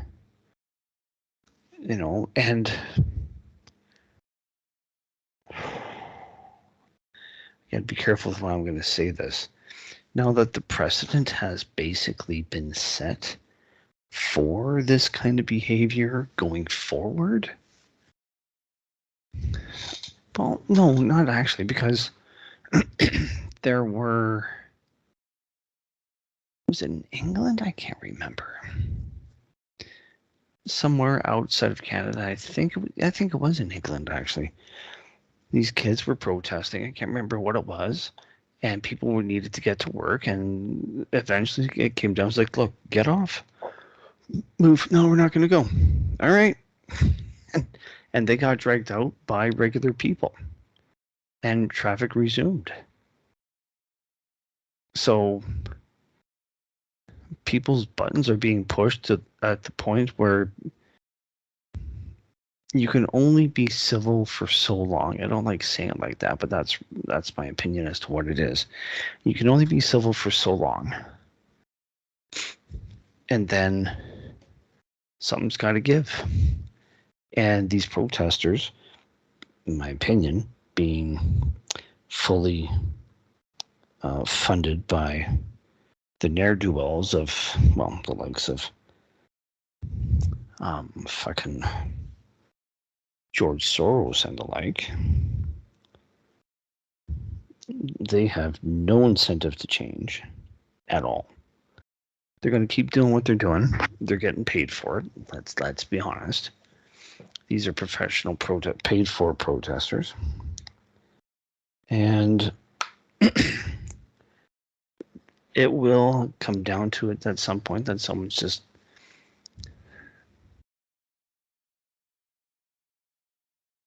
it's only a matter of time before it really starts to get violent. Now, don't get me wrong, shooting, killing 2 people.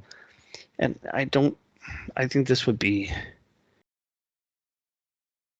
if he's going to get arraigned on anything, I'll expect it's going to be second-degree murder. Now, how above board, how uncorrupt is the justice system in Panama? I'm not expecting it to be all that great. I'm not expecting it to be all that bad, but I'm not expecting it to be great. So, this was going to happen at some point. It's just a matter as to where and when. I am, in my own way, not saying that he wasn't wrong with what he did. May not be. I'm at least taking a stance like, no, at the end of the day, I don't disagree with what he did. I really don't. Am I advocating for it to be done? No. Will I be surprised when it starts to become more common? Nope. Because it's only a matter of time. And like I said, at the end of the day, we're dealing with people that are being funded with very deep, with deep enough pockets, I'll say it that way. So they don't care. I mean, if you really think that an autistic girl from Sweden who's now no longer a child, legally is now an adult, if you don't think that she doesn't have, and it's been pointed out, that she's got handlers from George Soros, and she's been propped it up to the public eye, where my mom even basically said, but she's a kid and Trump's taking her on. And you know what? You step into the public spotlight, you're open, you're a target. I don't care how old you are. And she's old enough, even with her slight mental issues. However, that's going to temper her way of thinking and judgment and whatever else.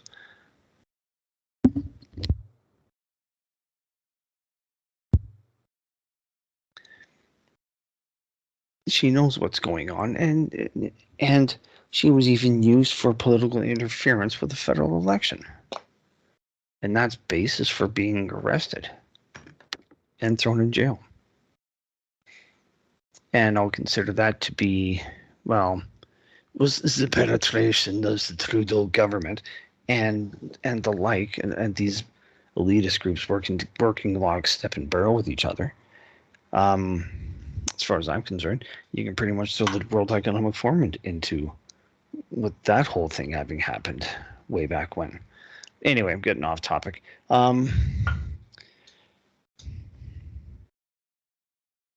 Yeah, I'm kind of glad this has happened, but it's really not. It is not shocking if you take the time to think about it. So I'll leave it at that. Next. Yep, like I say, you're gonna see more of this. You're gonna start seeing more and more guys snap. Yeah, that's the reason why you're gonna, again, right? This is why the manosphere needs to exist, right? Because a lot of guys are gonna find the manosphere. They're gonna find the answers that they're looking for. You're gonna see, which is why they're really gonna. I mean, they're gonna be too focused on Trump next year to really do anything serious about the manosphere. But 2025, 2026, they're gonna have to start to turn their attention to it in full, because at that point, there will be. It won't just be. Well, it's not an online thing anymore. I mean, you can't dismiss the fact that Andrew Tate was at one point the most Googled man on the planet, right? That happened for a reason, and the same thing is going to happen here. You're going to see more, but unfortunately, you're going to see a lot more Ken Darlingtons. You're also going to see a spat of sympathy articles, because there's a quote unquote mental illness epidemic happening with women, and somehow it's gonna be the men's fault, obviously, right? Because heaven fucking forbid women take responsibility for themselves, for the most part. Anyway, with that, let's finish this off with the APEC summits. Okay, so miraculously, San Francisco, right? They couldn't be bothered to clean up the streets of San Francisco for the local residents. But when all the political leaders, this happened in Vancouver for the Olympics. This happened in Calgary in the '88 Olympics. And this is something that I do remember about Klein, which is why I was never completely sold on him. He gave all the homeless people bus tickets to Vancouver. He literally took them. He had the police just round them up off the streets, take them to the Greyhound bus station, give them all tickets to Vancouver, and just let them all come to Vancouver. Historically, this to give you perspective, they also did this in Berlin for the 1930. I think it was 36 Olympics that were taking place in Berlin. They also eased up on the authoritarianism during the Olympics as well. So San Francisco, the city could not be bothered to clean up the city for the local residents, right? But the moment APEC, here's another one. The Oscars are held on one particular street in Los Angeles, and this street is normally just chock full of homeless people, except for the week that the Oscars are on. And then they send the local police out, and they clear the street for the Oscars. And as soon as the Oscars are done, everything just goes back to the way it was. So right now in San Francisco, the streets are clean. The homeless people are gone, or they're out of sight. And the city is being Yes, that's right. The summit is expected to bring in $53 million, filling hotel rooms, bringing big business. And the city did tidy up for Dreamforce, but this cleanup is much more extensive. While San Francisco is in the spotlight for the Asia Pacific Economic Conference, city leaders are making sure the city shines. Tourism is our business here in San Francisco, and we need to focus on making sure that the tourist dollars still come back. Caltrans repaving major roadways like the Harrison Street off-ramp from the I-80. BART doubling down by deep cleaning their stations overnight more often. The city had gotten a little bit dingy over time. Scrubbing and power washing is happening all over the city. Yeah, the bottom of my shoes look clean. It's noticeable how clear the streets look and how few homeless encampments there are on major thoroughfares. Having been a longtime resident in the Bay Area, you just naturally start to wonder of houseless folks being displaced. Public Works is installing decorative crosswalks in North Beach and Chinatown, and the Webster Street pedestrian bridge in Japantown was recently repainted. The Yerba Buena Gardens at the Moscone Center are decked out with new colorful landscaping and murals, paid for by the Clean California grant, just in time for the 20,000 high-profile CEOs and heads of state coming into town next week. Some people say this should be how it's always done. What about the people who are here year-round, and local, hardworking, working-class Bay Area folks? Others welcome the cleanup. Anything that brings in a positive look on the city of San Francisco is great. We will continue to do everything we can to maintain cleanliness in our streets. And city officials are saying that there are no additional funds that are being allocated for beautification. Departments are just using existing budgets. They also say that those budgets are being moved so that they can focus on the areas where APEC is taking place. The summit is expected to start on Wednesday, and of course, people will start coming into town over the weekend and early next week. I'm live in San Francisco. Back to you, Julie. All right, nothing like a little extra motivation to clean things up. Crystal, thank you.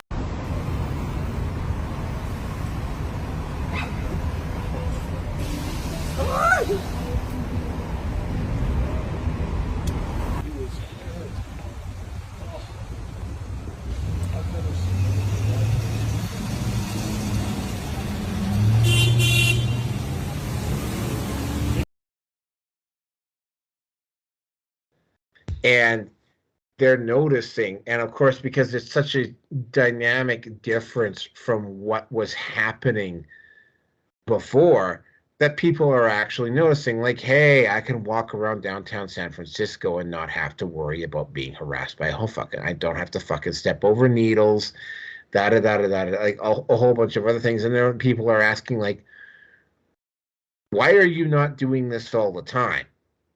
And of course, the state, Gavin Newsom said, oh, well, they get all mealy-mouthed and whatever, because everybody in San Francisco knows that the moment APEC is over, it's going to go right back to the way it was. But you can visibly see the difference in the streets. Apparently, I don't know, I'm not there, but you can visibly see the difference. Here's the thing, right? Xi Jinping was so full of himself that he literally said he didn't want to see any protesters. Well, dude, you're in the United States. You're going to see fucking protesters. Fucking deal with it, right? If you don't like it, well, you're dealing with the United States here. You're not dealing with some rinky-dink third world country. You can't just tell the U.S. government or the state of California or whatever, this is what you want. Because it's not your fucking country, dude. So fucking deal with it. You're going to see protesters. Sorry, it's unavoidable. The whole thing with this. And again, right, because they do this all, in Ottawa, for instance. Somehow, they don't have money for this, they don't have money for that, but somehow they had the money to buy up every single hotel room in downtown Ottawa to make sure that the Ottawa protesters couldn't stay in them. Right? You see this over and over and over and over again. And it's a historical precedent. And unfortunately, what's happened in San Francisco is that San Francisco got so bad that when they had to do the cleanup in San Francisco for APEC, it was such a noticeable change that they couldn't sweep it under the rug. Now, the fact that the Chinese premier is going to be there, and he's not I am so glad I am not living in China. At some point with China, what is going to happen is that Japan is going to have, in fact, Japan has already made a decision that they're going to increase the strength of their navy even more than they have to. And a lot of people seem to forget that Japan still actually has a larger navy than Great Britain does. Like Japan's navy, even though they cannot be legally mandated that the military budget cannot exceed 1% of their gross GDP. Even with 1% of their gross GDP, their navy is still larger than the one in Britain, which is saying something. If China continues to do some of the things that they're doing, especially with Taiwan, for instance, and I saw this very recently, Japan has set up not Okinawa, but there are islands south of Okinawa, and Japan has set up bases which can very conveniently be converted into anti-missile defense bases or even to go on the offensive on very short notice. South Korea is considering allowing nuclear weapons back in. Yeah, say what you want to about Hiroshima and Nagasaki. If China starts getting takes a really bullying posture towards Japan, you know what? We got to do what we got to do. Yeah, nukes are I mean, you know, if China starts to get really belligerent with Japan, you know, I don't really see Japan not having to, at the very least, allow the Americans to put nuclear weapons on their territory. Yeah, they got hit in Hiroshima and Nagasaki, but I mean, this is like China seems to be going in that direction. Here's the big picture when it comes to what is going on worldwide. The moral decay and rot, or the transformative process that you're seeing happening in the West right now, is also happening in China. It's happening in Russia. It's happening in India. It's happening everywhere. It's just not as far along, which, by the way, is one of the reasons why, for at least in my particular case, I mean, other than perhaps moving to a rural part of the United States, I mean, leaving the country I don't really see that as being a feasible option, because like no matter where you go, you're going to be running into this anyway. You're just simply buying yourself time.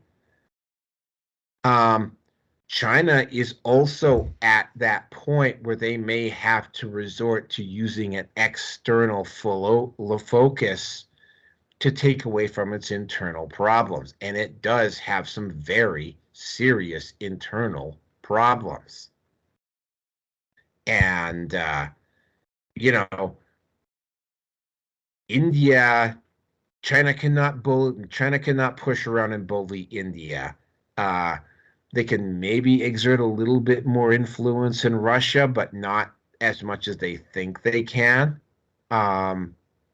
So, yeah, the fact that I'm looking at this, and the feeling that I'm getting from this is similar to the and again, I wasn't there because I wasn't born. But the feel that I'm getting from this is, and the comparison that seems to be popping up in my head, is the 1936 Olympic Games in Berlin, or the 2010 Olympic Games in Vancouver, where they cleaned up the city to make it look respectable for the Olympics. And then as soon as everything is gone, they went back to the way they were before. And that's exactly what's happening. The only issue is, and again, I'm going to say this one more time about San Francisco, is that the cleanup this time was so noticeable because the situation in San Francisco has gotten that bad that people noticed. And now they're asking questions like, why are you not doing this all the time? And that's a legit question that I think the citizens of San Francisco and the citizens in actually the entire West Coast needs to be asking itself at this point. Because if they don't ask it, right, like the West Coast is going to turn into it will turn into something more akin to what's happening in the Rust Belt, and it will happen at a much faster pace than it did in the Rust Belt, and it might even be, the economy might even be more depressed than it is in the Rust Belt. And with that, I'm going to turn it over to you. Well, I honestly, I don't know what more I can add to that. When I was in Seattle, we were going to, we'd gone to Airsoft, and that was down in, not Bellingham, Tacoma. So it was about a 30 to 45 minute drive south. And we're coming back, at least I believe that's where it was. And I asked Marty, it was like, or I commented, I'd seen the tent.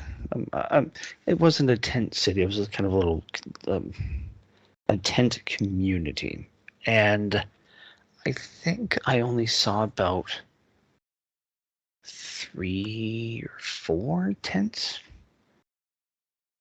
But I'm not that naive and stupid to think that that's all that the tent. The tent residents was just in that one little spot. Did I see this? I think I saw under one bridge or overpass. I believe I saw some tents there as well too, and I stayed away from that spot, from that area. But I had said to Marty that, it's really funny that these socialist policies that the Democrats are supposed to be pushing don't fix the problem. And he went, yeah, it's kind of funny, isn't it? And more or less fully acknowledging what I'm asking him, and also at the same time telling me, it's like, yep, I know, man. And not a damn thing's been done. And nothing gets done with these people.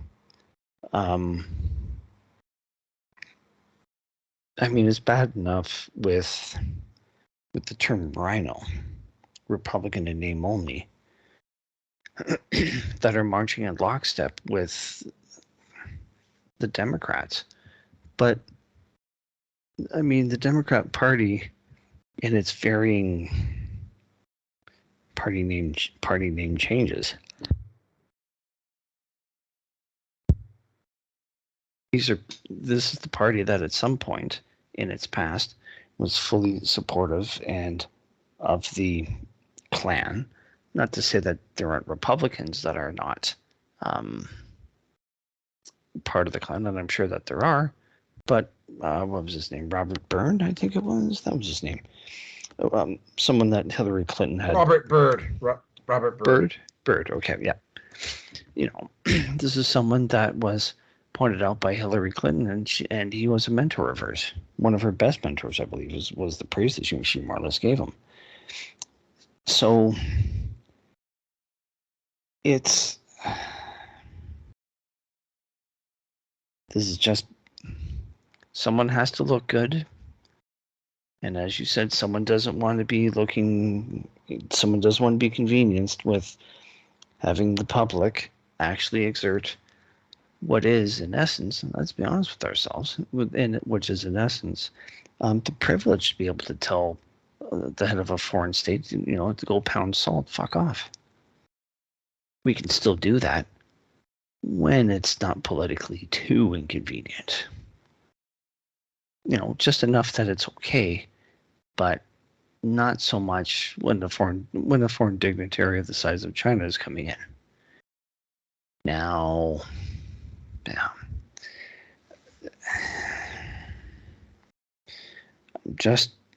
I'm just waiting for people to fucking wake up and to be more aware.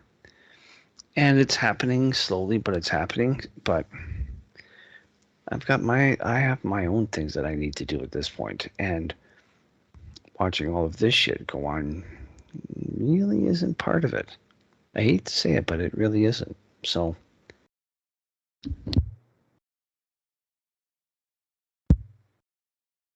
muted yawn here for the podcast. So let's wrap this up, man. I'm going to try to get some sleep, and I know you've got you said yourself you've got a headache, and you'd rather not have to deal with it.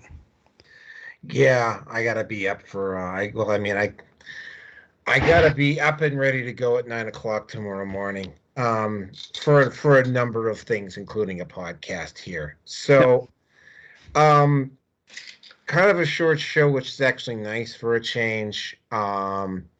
Yeah, I'm actually I'm actually downloading the photos for the slideshow. I have included, by the way, in the chat, the shots from Louder with Crowder in terms of the manifesto. Those are actually in the chat if you want to go over and take a look. Thank you everybody for listening. Yeah, this is one of the shorter ones. Hopefully we'll get back to doing some shorter ones here at this point. As of right now, I'm going to shoot for, in order just to get us back up on schedule and back to speed, because like we were at one point we were doing stuff like 10 days after the fact, which is just a little bit too long for me. I will try to go for Sunday, but depending upon what happens Sunday, we will go at this time on Wednesday. But thank you everybody for listening.